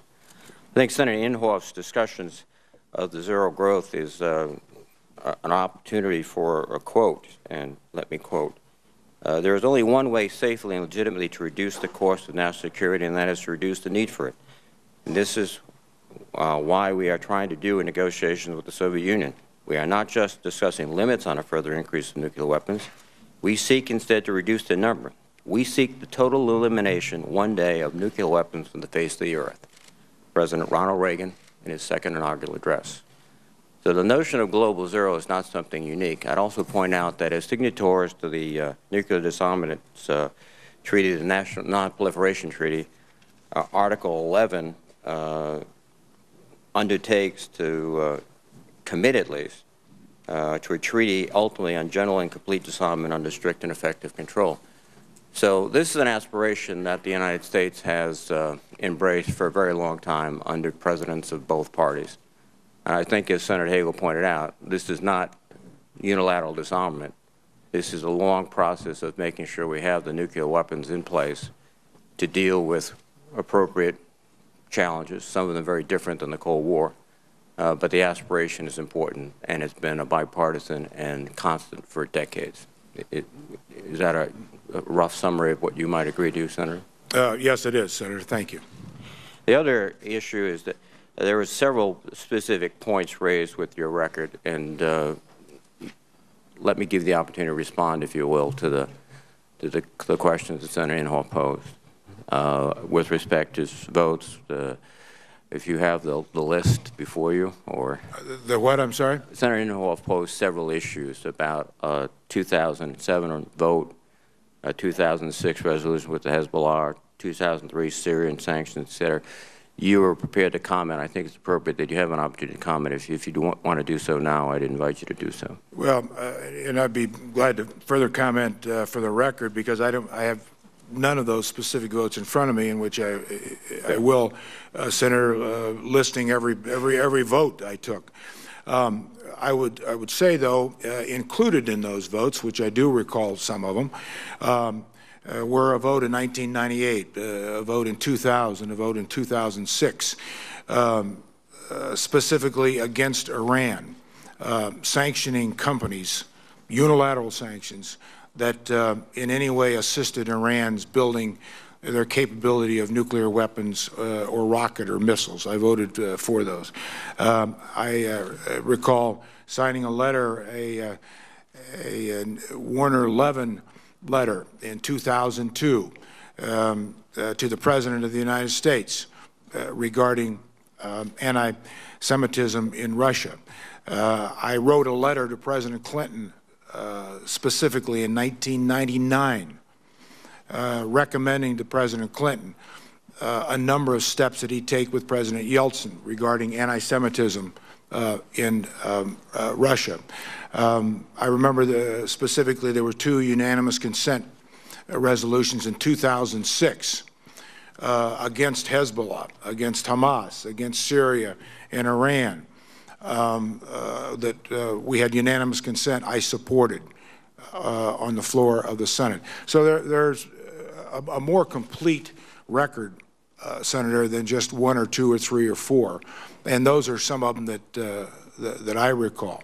As I noted in one of the responses back to Senator Inhofe, I didn't take any action on any vote, as I suspect every colleague here has the same way to approach votes, on this specific issue, on Hezbollah, Hamas, which I'm on the record many times designating and saying that Hezbollah and Hamas are terrorist organizations. I'm on the record many times in speeches and on the floor of the Senate, in the book I wrote in 2008, saying that Iran is a state sponsor of terrorism.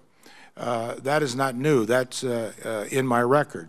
But the way I approached every vote I ever took in the Senate was based on what I thought could be most effective, what was at the time, what was the situation at the time. How could we do this smarter and better? I've always believed that the President of the United States is the elected leader of America.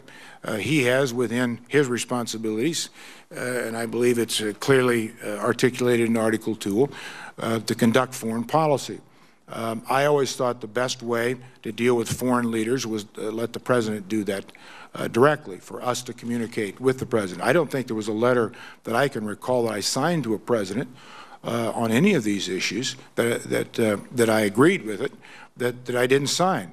So it was never a matter of differing objectives here. It was a matter of how best we could do it. I mentioned in 2008 the Secretary of State didn't want one of those unilateral sanctions to go forward. During the Bush administration, wrote a letter.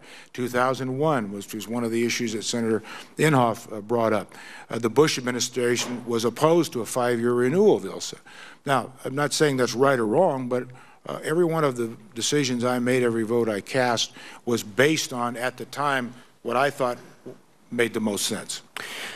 Senator, you have clearly stated that you are supportive of the President's efforts to support the State of Israel. And you have indicated, in specifically the example of Iron Dome, I recall a statement recently by Defense Minister Barak that he has seldom seen or never have seen the same level of military support to the State of Israel that he's seen in the last several years.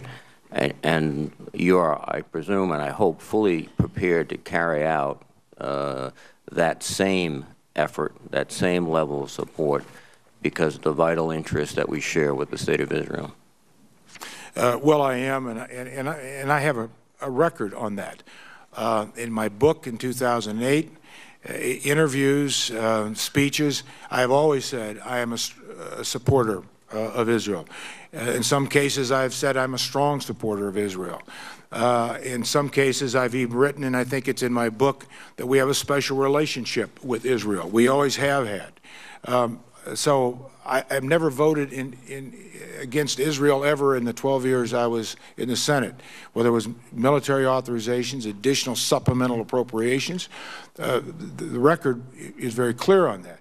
I might add, as long as we're on this subject, that, and Senator Nelson may have a clearer view of this since he was just in Jerusalem, there have been a couple of recent statements made by the current Israeli ambassador to the United States, the former Israeli ambassador to the United States, now the deputy foreign minister of Israel, that were fairly positive about me.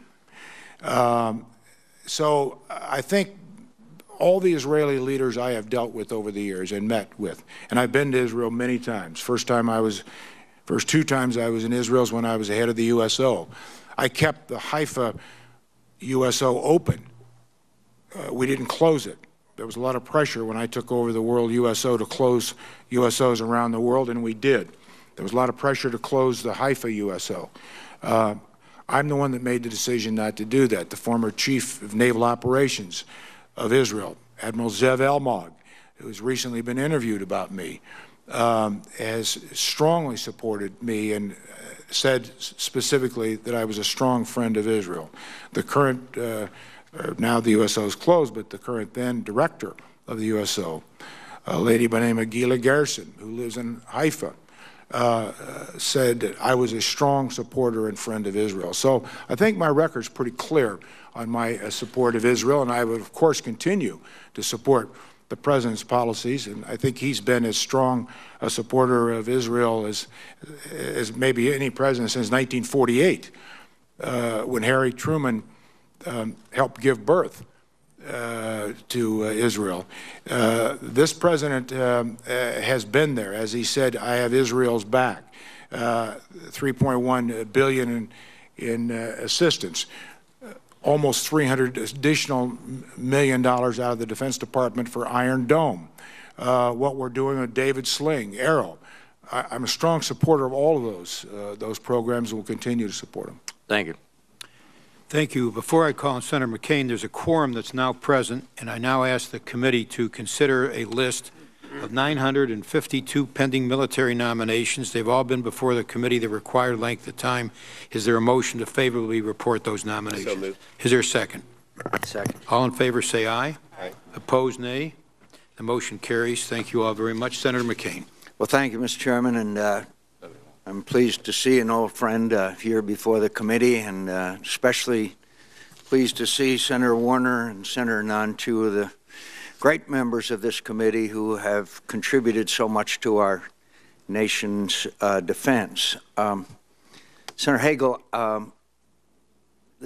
members of this committee will raise questions reflecting concerns with your policy positions. They're not reasonable people disagreeing. They're fundamental disagreements. Our concerns pertain to the quality of your professional judgment and your worldview on critical areas of national security, including security in the Middle East. With that in mind, let me begin with your opposition to the surge in Iraq.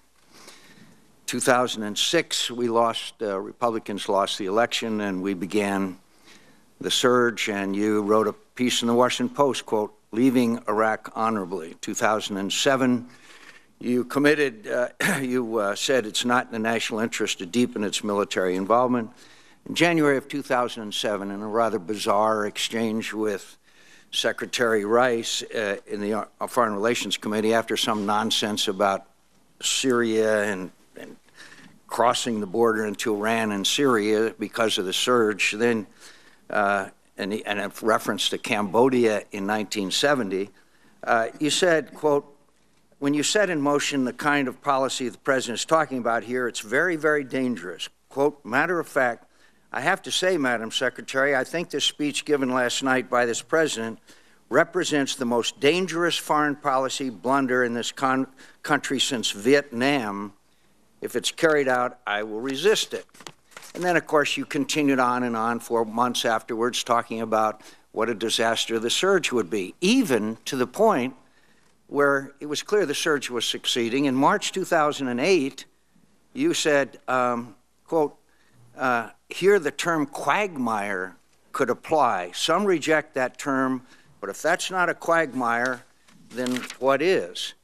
Even as late as August 29th, 2011, in an interview, 2011, in an interview with the Financial Times, you said, "I disagreed with the President Obama, his decision to surge in Iraq, as I did with President Bush on the surge in Iraq." Do you stand by those comments, Senator Hagel? Well, Senator, I stand by them because I made them. And were you right? Were you correct in your assessment? Well, I would defer to the judgment of history to sort that out. But the committee deserves your judgment as to whether you were right or wrong about the surge. I'll explain why I made those comments. And I want to know if you were right or wrong. That's a direct question. I expect a direct answer. The surge assisted in the objective, but if we review the record a little bit. Will you please answer the question? Were you correct or incorrect when you said that the surge would be the most dangerous foreign policy blunder in this country since Vietnam? Were you correct or incorrect? Yes or no? My reference to the surge being the most dangerous. Senator Hagel, the question is, were you right or wrong? That's a pretty straightforward question. Well, I would like to answer whether you were right or wrong, and then you are free to elaborate. Well, I'm not going to give you a yes or no answer on a lot of things. Well, let the record show that you refused to answer that question. Now, please go ahead. Well, if you would like me to explain why. I actually would like an answer, yes or no. Well, I'm not going to give you a yes or no. I think it's far more complicated than that. As I've already said, my answer is I'll defer that judgment to history. As to the comment I made about the most dangerous foreign policy decision since Vietnam was about not just the surge, but the overall war of choice going into Iraq. That particular decision that was made on the surge, but more to the point, our war in Iraq, I think was the most fundamentally bad, dangerous decision since Vietnam.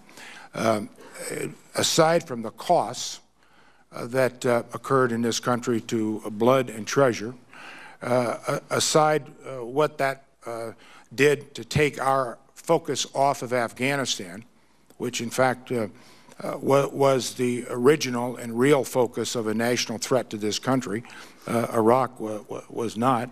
I always tried to frame all of the different issues before I made a decision on anything. Now, just as you said, Senator, we can have differences of opinion, but that's essentially why I took the position I did. It's a fundamental difference of opinion, Senator Hagel.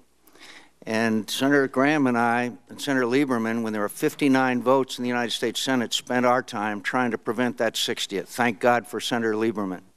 I think history has already made a judgment about the surge, sir, and you're on the wrong side of it. And your refusal to answer whether you were right or wrong about it is going to have an impact on my judgment as to whether to vote for your confirmation or not. I hope you will reconsider the fact that you refused to answer a fundamental question about an issue that took the lives of thousands of young Americans. Well, Senator, there was more to it than just flooding. I'm asking about the surge, Senator Hagel. I know you are, and I'm trying to explain my position. The beginning of the surge also factored in what General Allen had put into place in Anbar Province, the Sunni Awakening. We put over, as you know, 100,000 young Sunnis. Senator Hagel, I'm very aware of the history of the surge and the Anbar Awakening, and I also am aware that a casual observer will know that the surge was the fundamental factor led by two great leaders, General Petraeus and Ambassador Well, I don't know if that would have been required and cost us over 1,000 American lives and thousands of wounded. So you don't know if the surge would have been required. Okay. Senator Hagel, let me go to Syria now. More than 60,000 people have been killed in Syria. Do you believe that we should be more engaged in Syria? I know this administration is very engaged in working with its partners. So you don't think we should do more?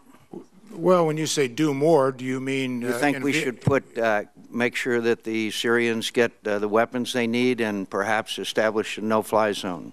You think we do? I believe that part of our review is looking at those options. It's been 22 months, Senator Hagel. Well, I wasn't there. I don't know the details. I'm not there now. I'm sure you've read in the newspapers that 60,000 people have been killed and that it's in danger of spilling over into neighboring countries. My question, I guess, is how many more would have to die before you would support arming the resistance and establishing a no-fly zone? Well, I don't think anyone questions the terrible tragedy that is occurring there every day. It's a matter of how best do we work our way through this so that we can stop it to begin with. And then what comes next? I think the President's been pretty clear on this. Did you disagree with President Obama on his decision for the surge in Afghanistan? I didn't think that we should get ourselves into, first of all, I had no original position as far as no formal position, well, but I didn't think we were. You were quoted in August 29, 2011 saying, I disagreed with President Obama and his decision to surge in Afghanistan. That was my personal opinion, yes. I thank you, Mr. Chairman. Thank you. Thank you, Senator McCain. Senator Nelson. Since the issue of Iraq has come up here, I just want to state for the record and lay the predicate that this senator was one of many that voted for the authorization to go into Iraq. And as it turns out, the lessons of history, we were given incorrect information as a justification for going into Iraq. We were told by the Secretary of Defense, by the Secretary of State, by the National Security Advisor, and the Director of the CIA that there were weapons of mass destruction in Iraq. And so for a lot of the decisions that were made at the outset, they were decisions that were informed with incorrect information. So as the committee is judging Senator Hagel on that decision as well as others, I want to tell the committee what was the experience of this senator. Now, what I would like to do with my time here is that since there are a few of us in this room that served in the military during the Vietnam era, and you clearly had that experience in combat. Senator Hagel, I would, and by the way, a lot of people don't know anything about Vietnam.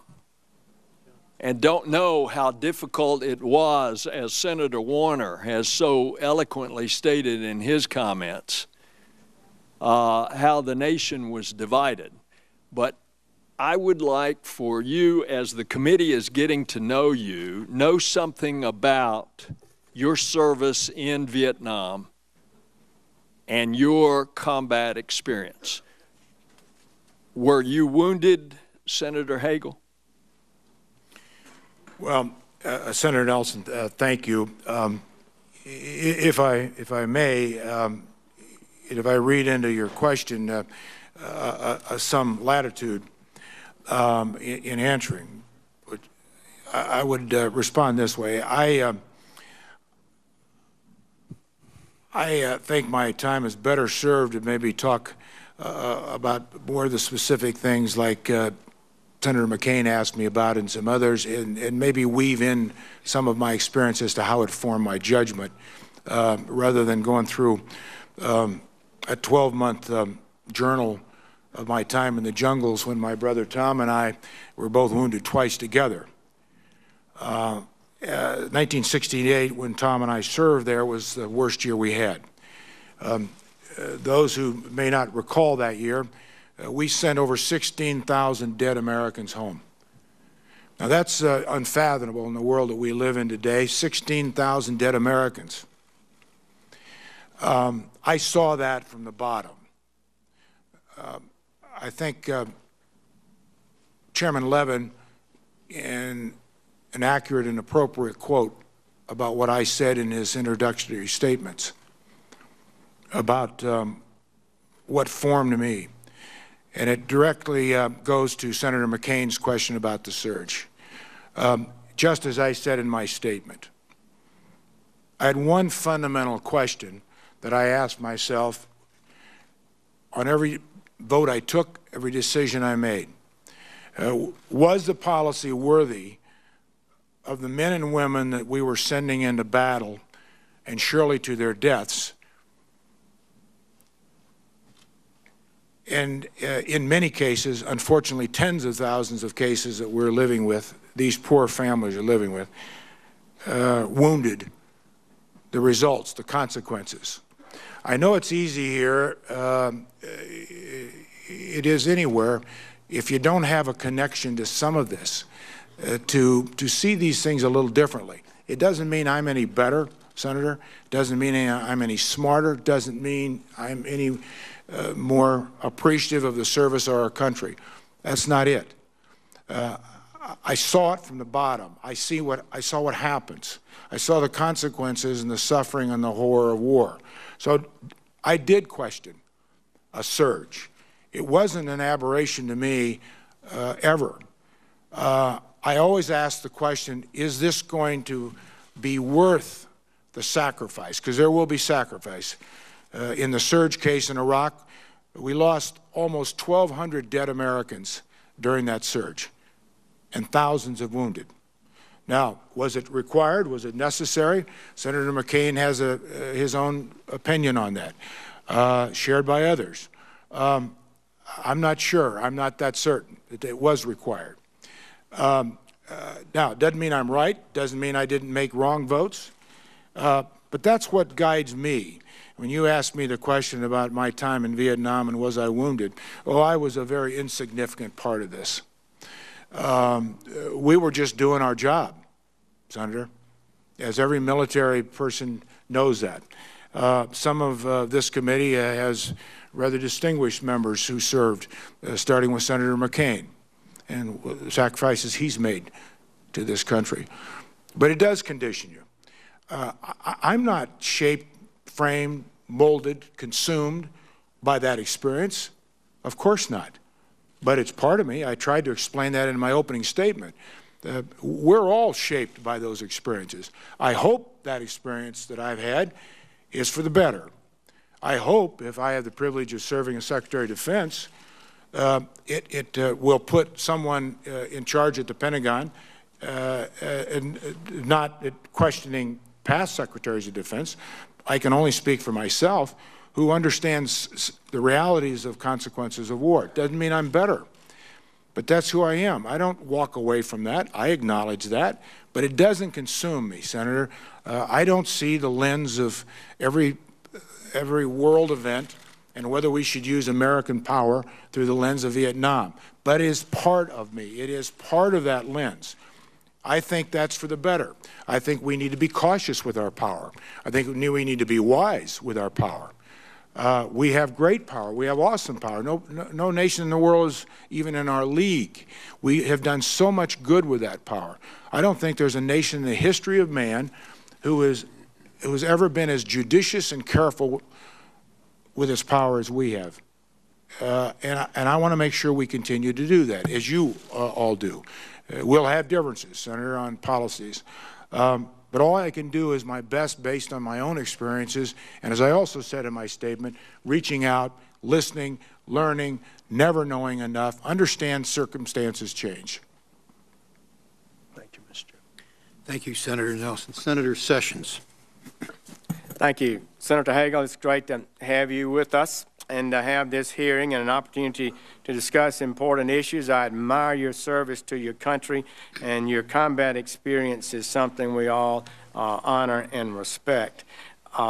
I've been, for the most part, chairman, ranking member, a member of the strategic subcommittee of this Senate Armed Services Committee for the time I've been in the Senate, and we came together.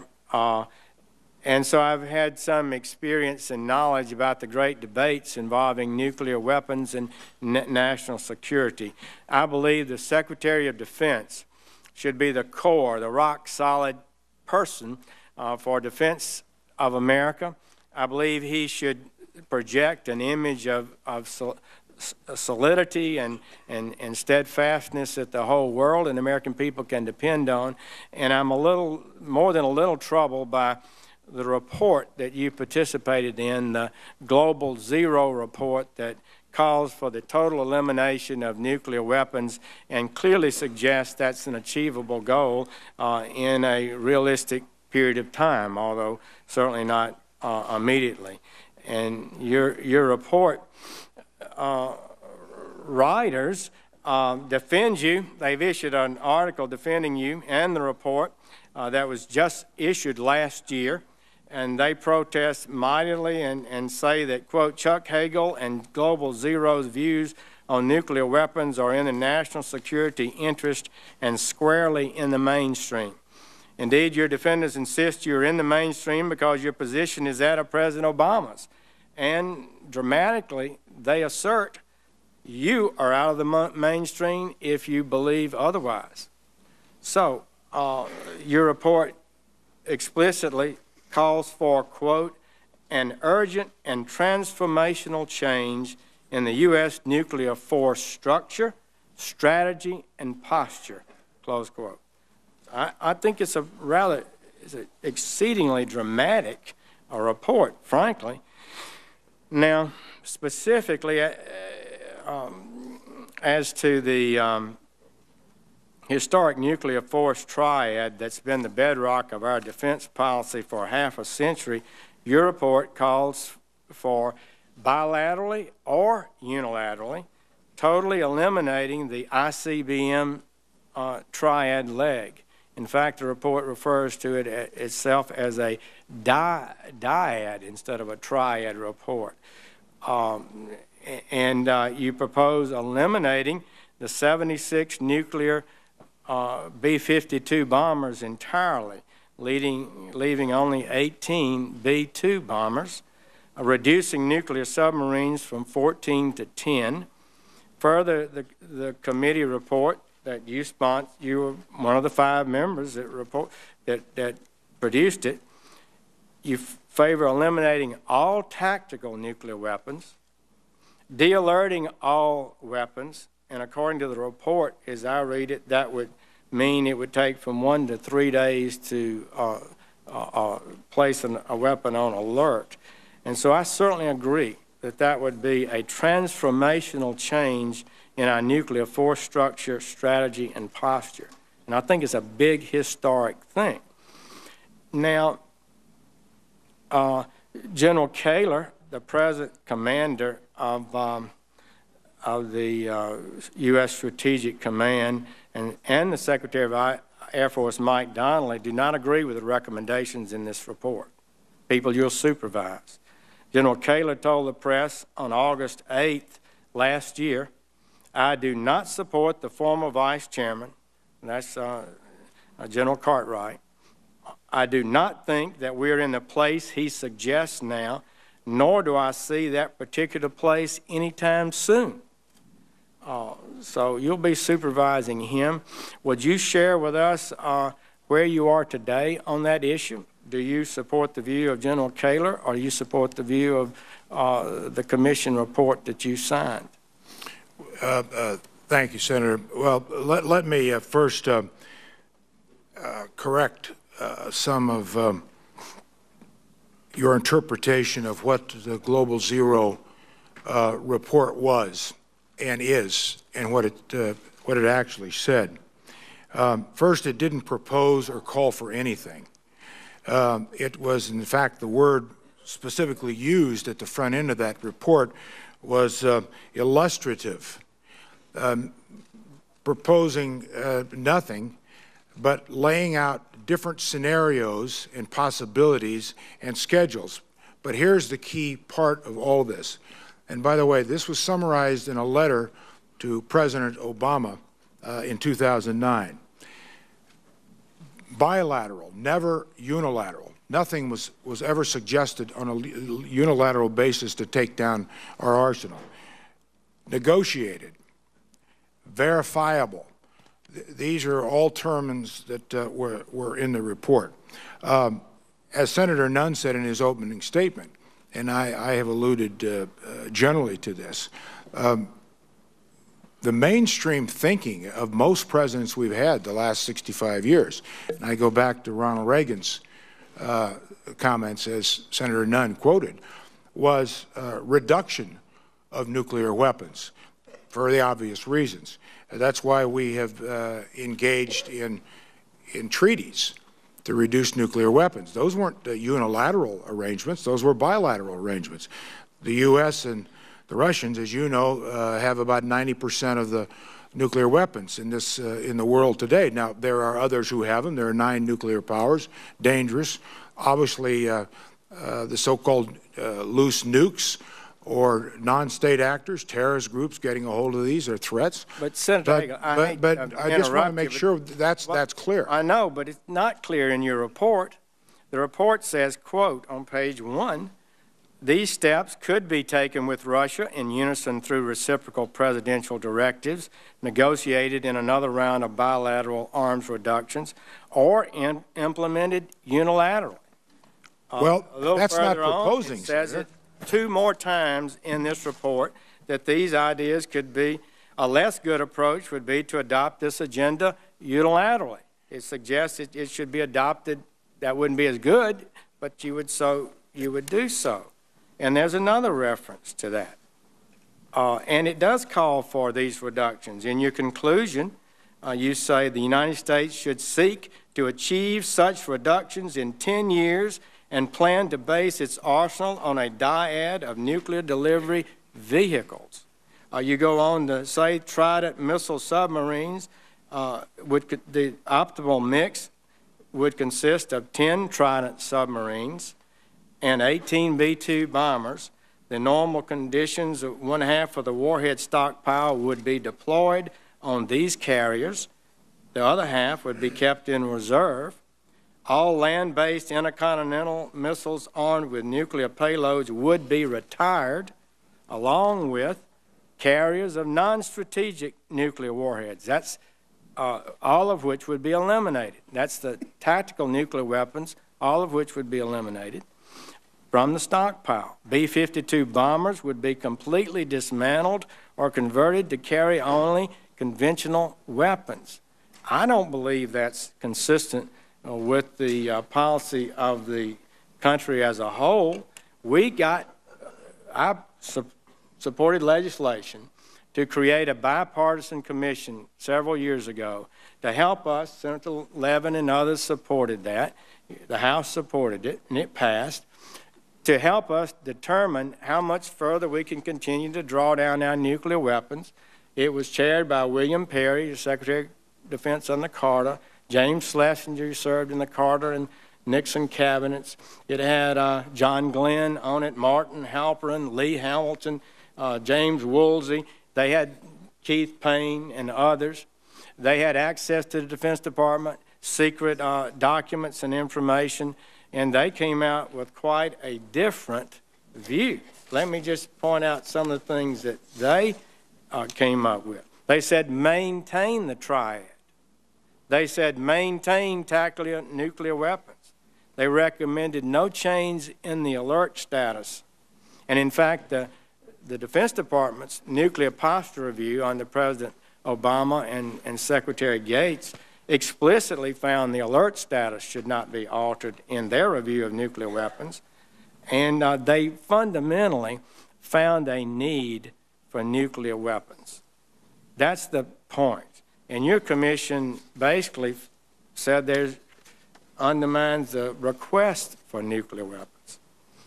And I'll give you a chance to respond.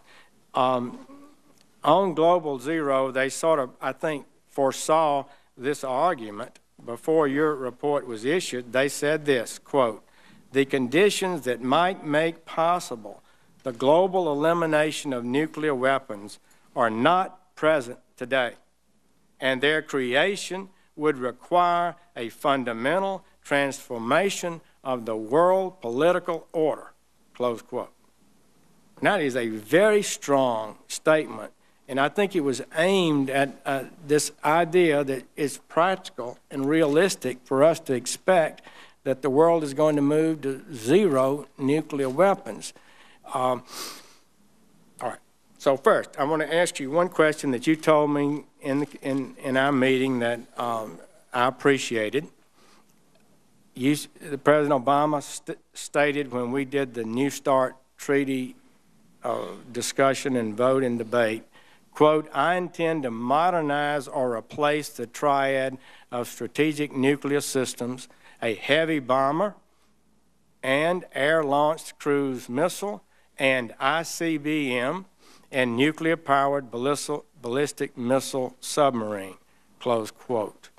And he committed to, quote, accelerate the design of the CMRR and the UPF, those are the two buildings where our modernizations would take place, and request full funding for those projects. So first, let me ask you, would you support that vision and commitment the President made? Well, absolutely I do. And then you're free to respond to what I was saying, but I really do feel that I'm uneasy about this vision expressed in that committee report of yours. Well, let me just briefly come back to what you said, Senator, and I appreciate you giving me a chance to respond. First, my record has always been very clear. Everything I've voted on in my career in the Senate and where I've been, a strong, agile, safe, secure, effective nuclear arsenal for the United States is not debatable.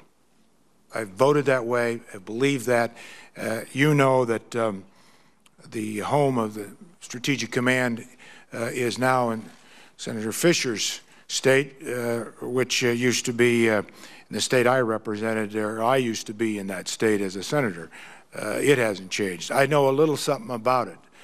Not as much as you and others on the committee, but I've been to that facility many times. I know General Keeler very well. I've known all the STRATCOM commanders very well.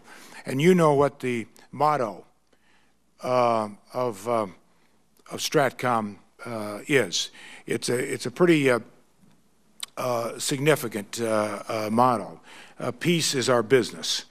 And what has kept the peace, as I noted in my opening statement, as much as anything else in the world since World War II, is that strong nuclear deterrent.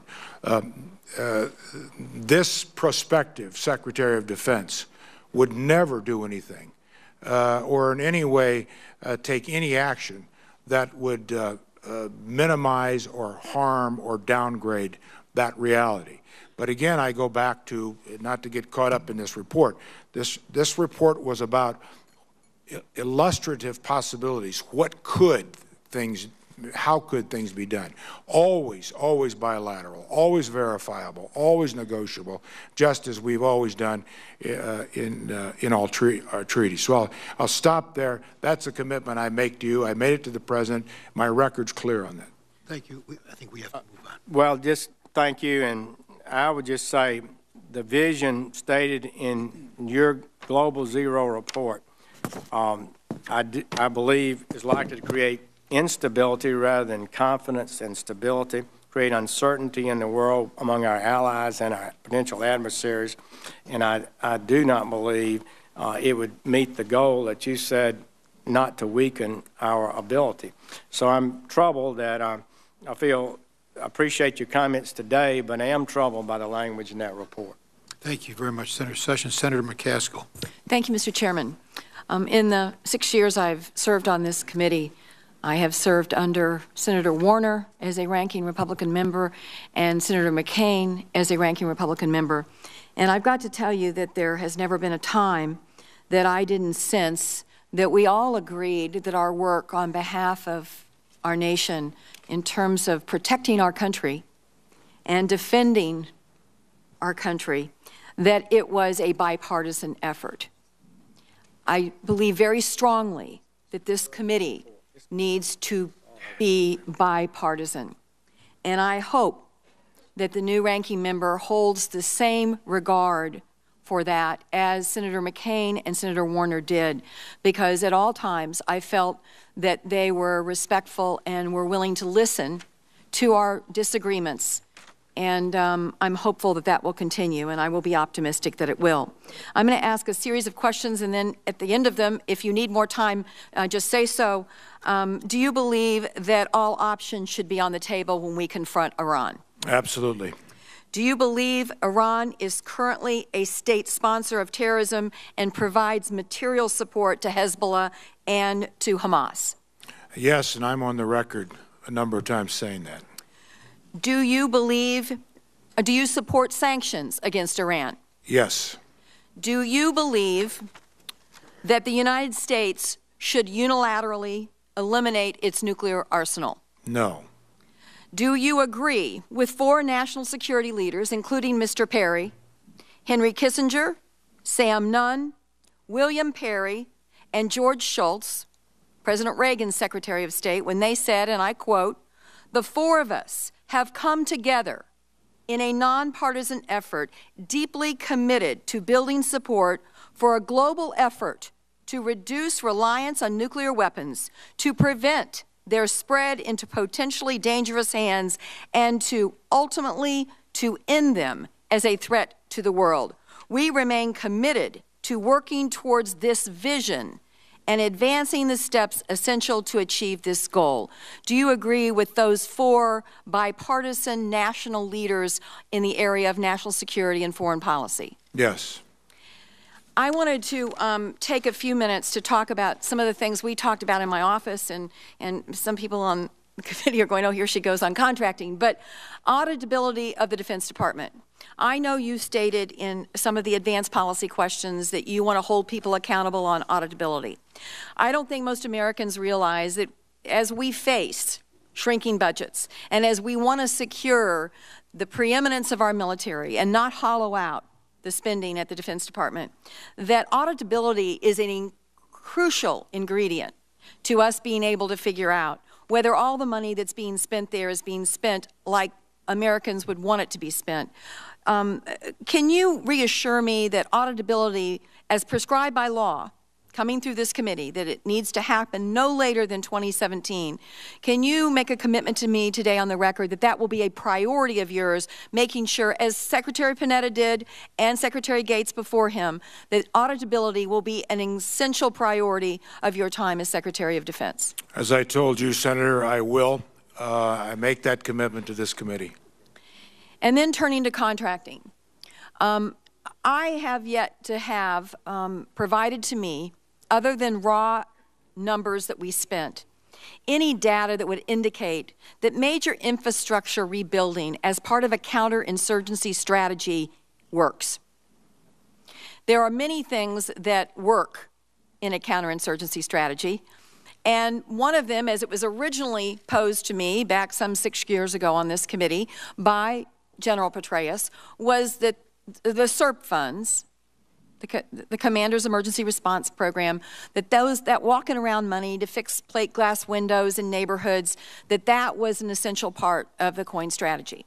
That morphed into our military building major infrastructure projects without really any data ever to indicate that the billions of dollars that we were spending was in fact advancing our mission, our military mission. In addition to that, it is clear if you want to look at Iraq and the failures that Iraq represents in some ways, one of the failures is the crumbling investments that this country made in Iraq. The health centers that never opened, the water parks that sit crumbling, the power facilities that were blown up before they even had an opportunity to operate. I can go down billions of dollars of waste because we didn't do the analysis on sustainability after we left. I am convinced that we have made the same mistakes in Afghanistan. And I would like your response to this issue of major infrastructure building while we are in a conflict being conducted by our military, not by AID, not by the State Department, and whether or not you would make a commitment to come back to this committee with a report analyzing whether or not there is data to support that aspect of the coin strategy. Well, I will make that commitment, and it is part of the larger series of questions and factors always involved when a nation gets clearly committed, as we were and still are in Afghanistan and were in Iraq for 8 years.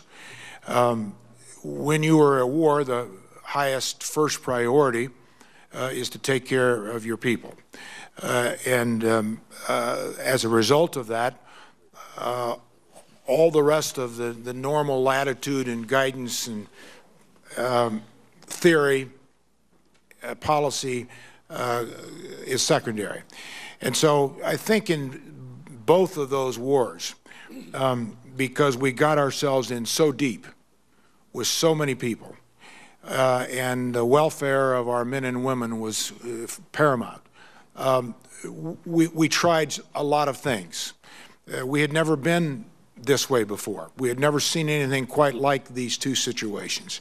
And as a result, and you know, our special inspector generals have come up with billions and billions and billions of dollars that are unaccounted for. Corruption, fraud, waste, abuse. It really is quite astounding. But when you think about the universe of money that went into both those wars, no one should be surprised. Now, how do we fix it? What do we do? To your point, how do we learn? How do we learn from this? We need to learn from this. And it wasn't the fault of the military. The military was asked to do everything. We overloaded the circuits of our military.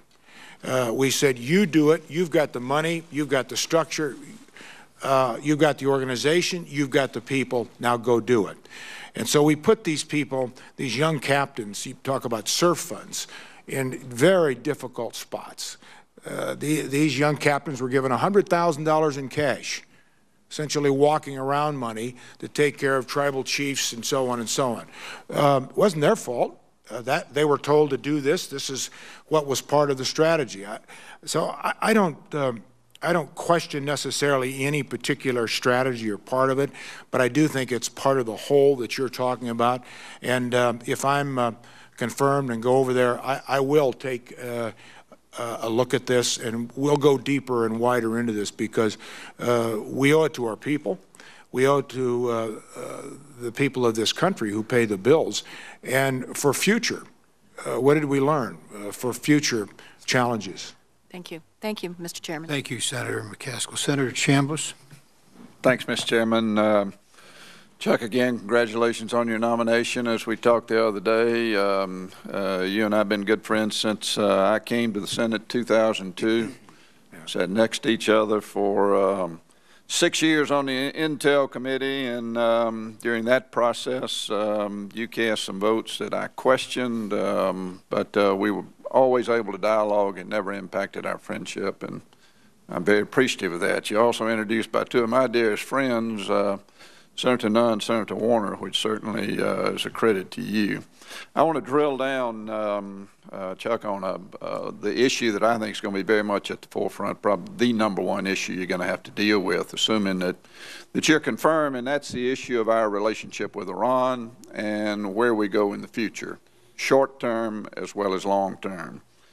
Now, you wrote in your book, and I quote, "We blundered into Iraq because of flawed intelligence, flawed assumptions, flawed judgments, and ideologically driven motives. We must not repeat these errors with Iran, and the best way to avoid them is to maintain an effective dialogue." You then go on to advocate, again, and I quote, "for a direct and strategic diplomatic initiative." Now, I heard you in your opening comments say that your position on Iran is prevention, not containment when it comes to their nuclear weaponization. Now, I want you to expand on that, and I want to go back to Senator Inhofe and Senator Reid's question or comment relative to why you did not vote to designate the IRGC as a terrorist organization. Iran is the #1 terrorist sponsoring state in the world. I don't think there's any disagreement about that. I want you to expand on your position on a nuclear weaponized Iran and talk about red lines. If your position is truly prevention and not containment, Chuck, what is the red line? What is the point? We know there's some things happening over there right now that are very serious. So how far do we go? Do you still advocate direct negotiations with Iran, as you said, and you made clear that all options were on the table, and you've stated again that military options is one of those? If you will, talk about direct negotiation. We've never negotiated with a terrorist state. Why do you feel like that we ought to dialogue with them even on this issue today? And lastly, what alterations, if any, do you think are necessary to our military force posture in the Gulf region to deter Iranian regional ambitions and support international diplomatic efforts to stop Iran from acquiring nuclear weapons capability? It's a broad statement on my part, broad question, but this is the issue from a national security standpoint, Chuck, and I'd like to be pretty specific. Well, let's start with a specific question on a vote regarding designating the Revolutionary Guard as a terrorist organization. You recall, because you were there were 22 senators who voted against that. The effort against it, the main point made on the floor of the Senate came from Senator Jim Webb. And his point was, we have never, ever designated a part of a legitimate government, a state. And when I say legitimate, it doesn't mean we agree with Iran, but it is a member of the United Nations. Almost all of our allies have embassies in Iran. So that's why I note an elected legitimate government, whether we agree or not. But we have never made any part of a legitimate independent government, designated them or made them part of a terrorist organization. We've never done that. And so you say, well, so what? What's the big problem? The problem was that at least 22 of us believed, and there were both Republicans and Democrats, by the way, in that vote, but it was Jim Webb who was on the floor most of the time on it, said that if you do that, that's tantamount to giving the President of the United States authority to use military force against Iran without having to come back to get a resolution from or partner with or cooperate with the Congress of the United States. Essentially, if we vote for this, we're giving a president, in a sense, that authority. Now, you can agree or disagree with that, but I listened to that debate, and there was some pretty thoughtful debate, and that debate I thought was pretty powerful with me. We were already in 2 wars at the time, and I thought that this made sense, and so I voted against it. That's why I voted against that. You might also remember that Secretary-designate, almost Secretary of State Kerry voted against it. Then President Obama, or Senator Obama, he gave speeches against it. He didn't vote that day. Vice President Biden voted against it. Dick Lugar voted against it. There were some other Republicans. As to the Iranian red line, Persian Gulf, some of the Iranian questions you ask.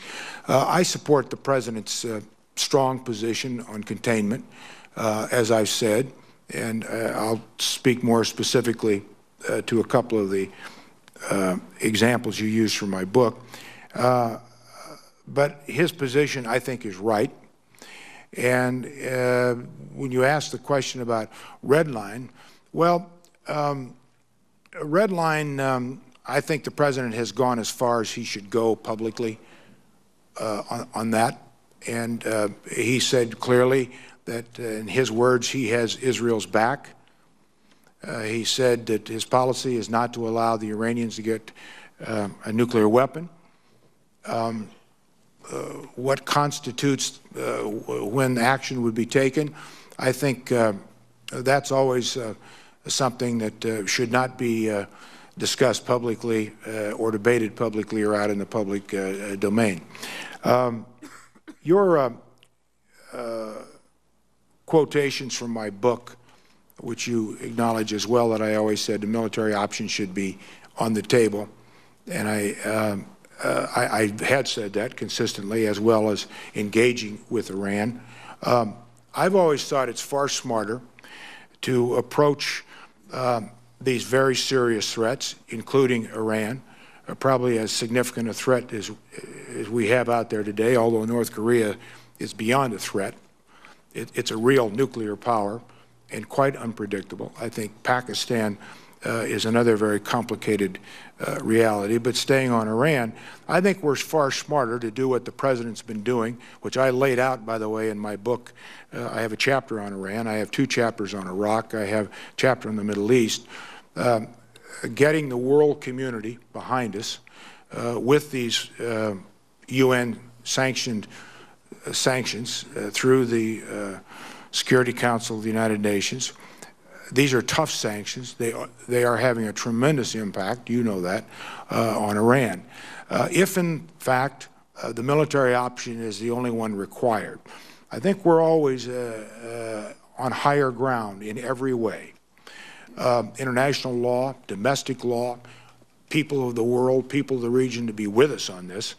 If we have tried and if we have gone through every possibility to resolve this in a responsible, peaceful way, rather than going to war. Everything I said in my book was about that. I don't have a problem with engaging. I think great powers engage. I think engagement is clearly in our interest. That's not negotiation. Engagement is not appeasement. Engagement's not surrender.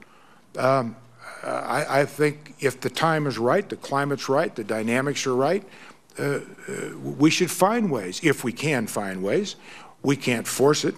But I think we're always smarter and wiser to take that approach initially. Posture in the Persian Gulf. As you know, Senator, our 5th Fleet is located in the Persian Gulf in Bahrain. As you also know, we have a couple of carrier battle groups in that area. Our military posture there is very strong. It's very ready. It's very capable. these are contingencies and options that the Secretary of Defense, working with these chiefs and the combatant commanders, always have to give and present and make sure that we are prepared. So let me stop there, and I may have missed some of the specific things that you wanted to discuss. Well, I'm understanding to say that you're not ready to discuss red lines in a specific way. Am I hearing that right? Well, I don't think that's my role now to start with. I am not the Secretary of Defense, but I think the President is wise in his course of action in not discussing that publicly. I think it's a far smarter way to handle it, and I think he has said what he needs to say. I think it's been understood in Iran. I think the world understands his position.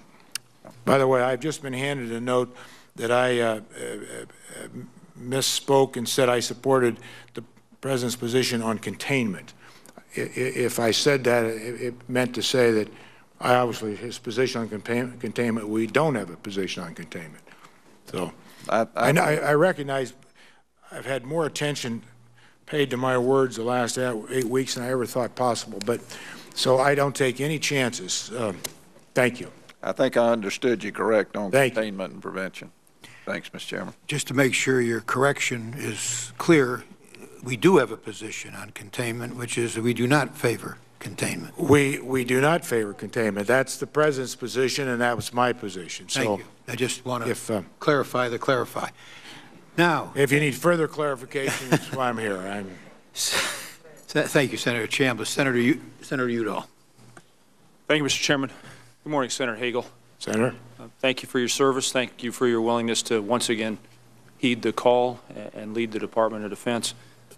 We had a great private meeting last week. We covered many of the threats and challenges that our country faces, shrinking budgets, strategic national security shifts, and ensuring, as you've underlined over and over again already this morning, that we continue to provide fair and equal opportunities for all of our service members and their families. Again, I want to tell you I appreciate that opportunity. I'm going to take you up on your offer, if you're confirmed, to continue sitting down with you as a member of the Armed Services Committee. I know this issue has already been addressed, but I want to make sure that I'm on the record as raising my concerns, and so I think this committee should give you every opportunity to clarify and underline your point of view. When we met privately, you emphasized your determination to keep all options on the table with regard to Iran, including a military strike if Iran continues to pursue a nuclear program in defiance of its international obligations. You also discussed your longstanding support of Israel and our longstanding relationship. But you have critics out there, I don't have to tell you that, who maintain that your record on Iran is in question and that you are anti-Israel. These are serious charges. So let me direct some questions your way. Why should Americans trust that you will consider every option when it comes to one of the most serious national security threats facing us today, which is Iran? First, thank you for an opportunity to clarify these issues. My record has been very clear on Iran. Senator Chambliss noted from my 2008 book in my chapter, specifically noting that I said the military option must remain on the table. I said that as recently in an op-ed that I co-authored last year in the Washington Post with 2 former CENTCOM commanders. We talked about Iran, and one of the very specific points we bring out in that op-ed was the military option must remain on the table, along with all the other areas of effort and expertise and diplomacy and economics and sanctions the President's using, which I've already said I support. So my record is rather thorough on this, and I would continue to support that position, and I strongly support the President's position.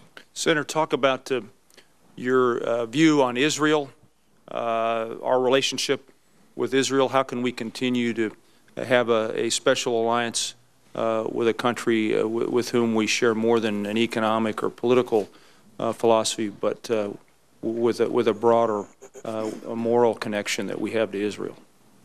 Well, I've said many times, just as I've said regarding the military option on Iran, many times in my book, speeches on the floor, interviews I've given, I'm a strong supporter of Israel. I have been. I will continue to be. I've also said specifically, and I believe this is in my book, that we have a special relationship with Israel. So again, my record is pretty clear. I voted in the 12 years in the United States Senate for every authorization, every appropriation that I had an opportunity to vote on for Israel. I've been to Israel many times. I've met with their leaders many times. So again, if you look at my record, I think my record is pretty clear in my strong support for Israel. Senator, I heard you say when you discussed your vote against the resolution applying to the IRG, the Iranian Revolutionary Guards, that in the end you were protecting the Congress's prerogative when it comes to declaring war. Is that correct? That's exactly right. That's exactly what I was saying, and I didn't say it, I guess, that way, but that was the point. And again, I say, like I have in answering some of the other questions, it wasn't a question of the objective. I mean, I shared the objective, and I suspect all 22 members in the Senate who voted against that resolution supported the objective. But as Jim Webb made the case, I think, pretty effectively, and Senator Webb was an individual who had rather considerable experience in this business. He'd been Secretary of Navy under Ronald Reagan. He had been Assistant Secretary of Defense under Ronald Reagan.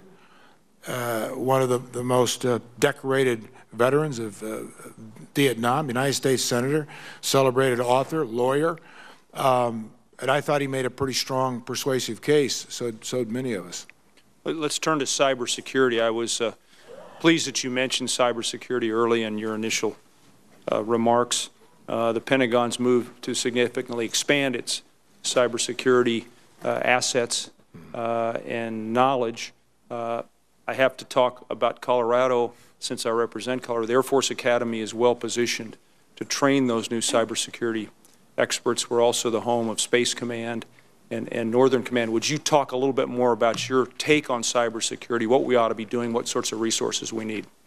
Well, Senator, you may know that I've been to those facilities in Colorado a few times and don't know as much about them as you do, but I'm pretty familiar with them. They are essential to our national security. Cyber, I believe, represents as big a threat to the security of this country as any one specific threat.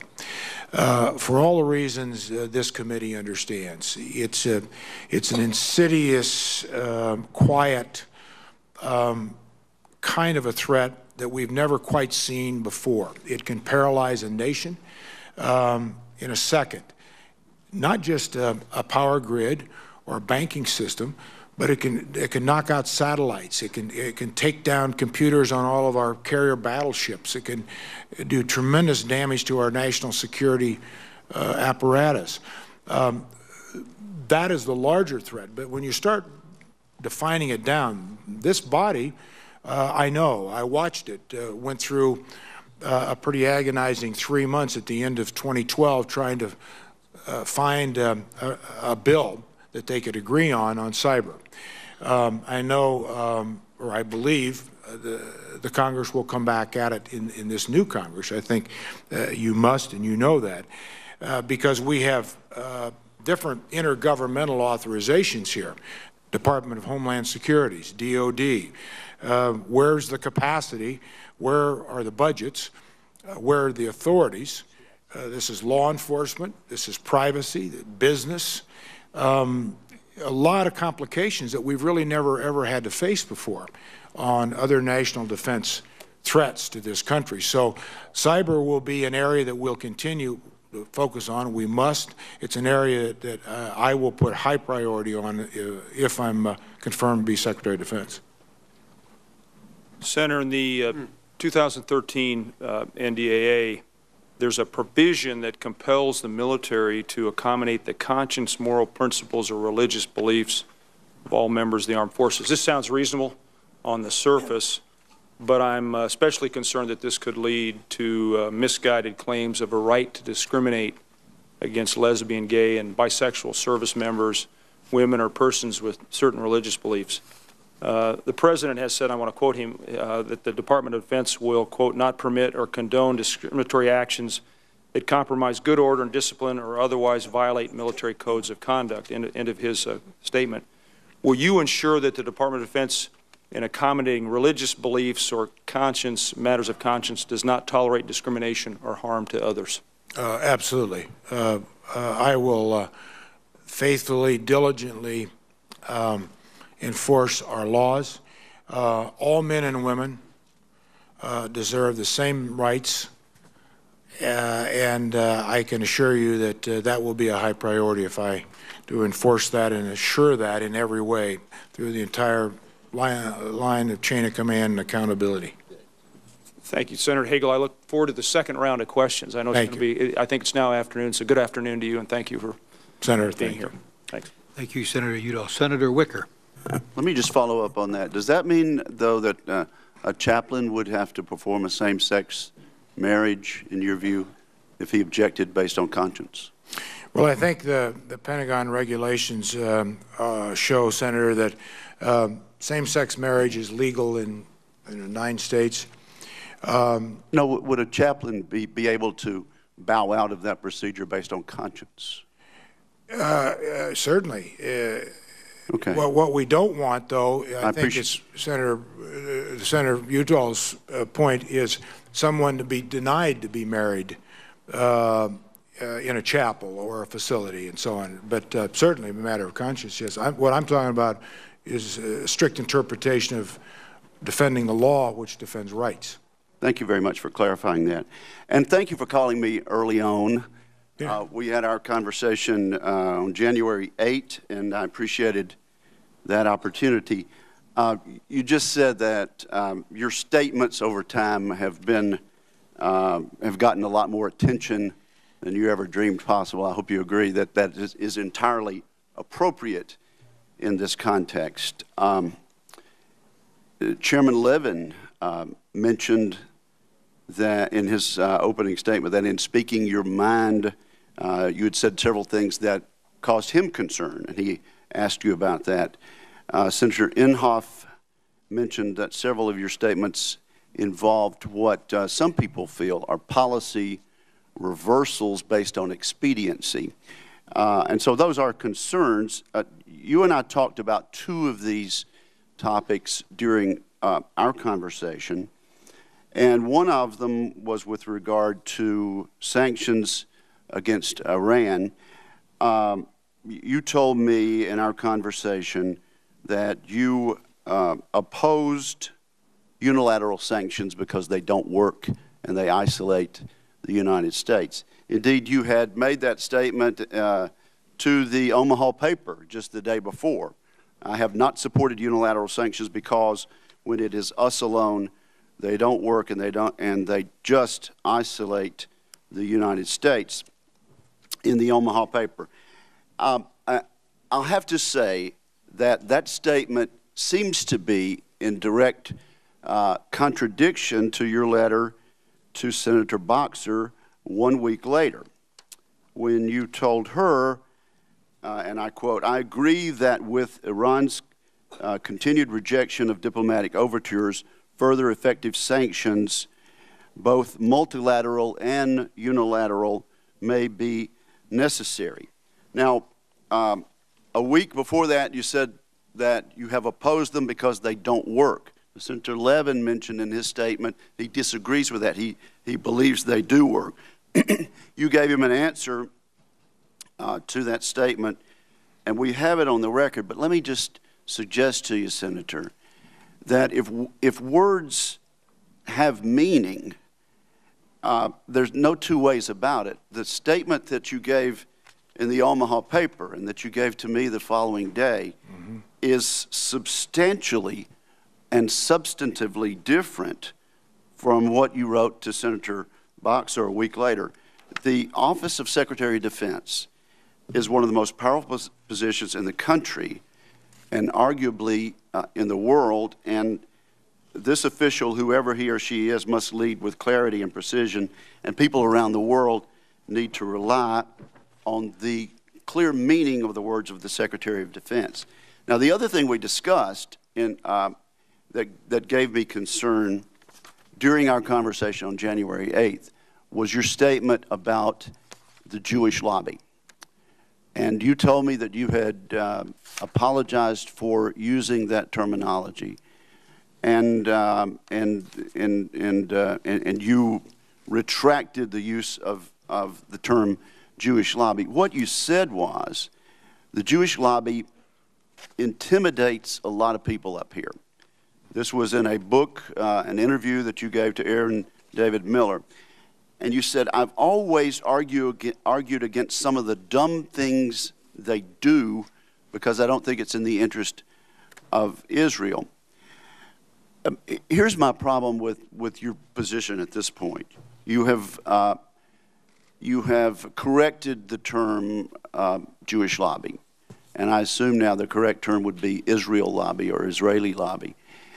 Do you still stand by your statement that they succeed in this town because of intimidation, and that it amounts to causing us to do dumb things? Because I want to say this, Senator, you are here today as a potential Secretary of Defense, and it would seem to me that however you characterize them, you have suggested that there is an effective lobby out there, whether you call them the Jewish lobby, the Israeli lobby, or the Israel lobby, and that they succeed in doing dumb things through intimidation, and that U.S. policy has been the wrong approach because the intimidation has worked. So when you talked about the Jewish lobby, were you talking about AIPAC? Were you talking about NORPAC? Were you talking about Christians United for Israel? And do you still believe that their success in this town is because of intimidation, and that they are, as you stated, urging upon our government that we do dumb things? Mm-hmm. First, I have never been accused of political expediency. I don't do that. Probably gotten me in some trouble, Senator. Second, to address the last comment, then we'll go back to sanctions. I've already said I regret referencing the Jewish lobby. I should have said pro-Israel lobby. I think it's the only time on the record that I've ever said that. Now, you all have done a lot of work with my record, and yes, it's appropriate, by the way. Any nominee's record, what he or she thinks, says, done, absolutely. I was on your side of the dais for 12 years, so I understand that in that responsibility. So I don't have any problem with that. So I've already noted that I should have used another term, and I'm sorry, and I regret it. On the use of intimidation, I should have used influence. I think would have been more appropriate. We were talking about in that book, and you've evidently read it, Aaron David Miller's book, and by the way, it's a book, The Much Too Promised Land. He has spoken out directly over the last few weeks, written an op-ed about my position because it's gotten some attention, as you've noted, and been quite favorable to me, and said much of that was taken out of context, and he was offended by it. Those were his words. Those of you who know something about Aaron David Miller know that he is Jewish. He is a highly respected individual who is council presidents and secretaries of state.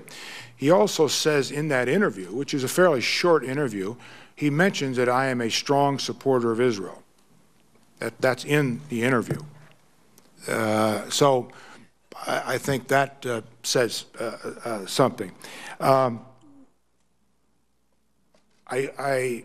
should not have said dumb or stupid, because I understand, appreciate there are different views on these things. We were talking about Israel. We're talking about the Middle East. We weren't talking about Armenia or Turkey or the banking influence or the Chamber of Commerce influence. That was what the context of my comments were about. On your point on the unilateral sanctions conversation and the quote, a couple of points. Let's go back to the ILSA vote about the original ILSA vote during the Clinton administration and connect that to a comment I made in the World Herald about they don't work, they're ineffective. And by the way, I've already noted for the record here that I have supported and voted for some unilateral sanctions. I think I noted 3 specific ones that I recall. But on your specific question about the specific comment, just to give you an example of partly what I was talking about. You were not in the Senate at the time, some were, but those who were here in the Senate might recall the European Union's reaction to that ILSA Act. I wasn't in the Senate when that was voted on originally, so I didn't have a vote. But in 1998, the European Union passed a resolution against the United States and threatened to take the United States to the World Trade Organization. As a consequence, Secretary Albright had to get into this, and as a consequence of that, President Clinton had to sign a waiver to allow a French oil company not to be part of that U.S. unilateral waiver. Now, I'm not suggesting the United States action should be hostage to the European Union or any other country. But what I am suggesting is, many times there are consequences to these actions. Now, every senator has their own position on these, exercise their own judgment as they should, and cast their own vote. So I don't think necessarily that there was a disconnect from what I said in the World Herald to where I've been on international sanctions. As your specific point about supporting unilateral sanctions as well as international sanctions in the letter to Senator Boxer, it is a different situation to start with. We already have very effective international sanctions on Iran. Are you saying that those 2 statements don't contradict each other? No. The one to the Omaha paper and the one to Senator Boxer? No, that's right. There are 2 points to it. Let me finish, if I could, Senator. Thank you. My second point. My second point is this: where we are with Iran today, the international sanctions that have been placed on Iran, that puts Iran, the United States, in a far different place than where we were in 2000 or 1998 or 2001, when I did not support the reimposition. And by the way, the Bush administration didn't either. They didn't want a 5-year reimposition for some of the same reasons that I questioned that reimposition of 5 years on ILSA. But my point in making where we are today, connecting that to unilateral sanctions, then we've got a different situation. Unilateral sanctions, because we've already got strong international sanctions, should be considered. I think the President's right to consider those. I would support that, because it's different than it was in 2001 or 1998. Thank you. Thank you, Senator Wicker. Senator Hagel. Thank you. Senator Hagel, thank you for being here. Thank you for your service to our country in the military and your service in the U.S. Senate. And I also want to thank your wife and your family for standing with you today. You played an important role in supporting Vietnam veterans impacted by the exposure to Agent Orange.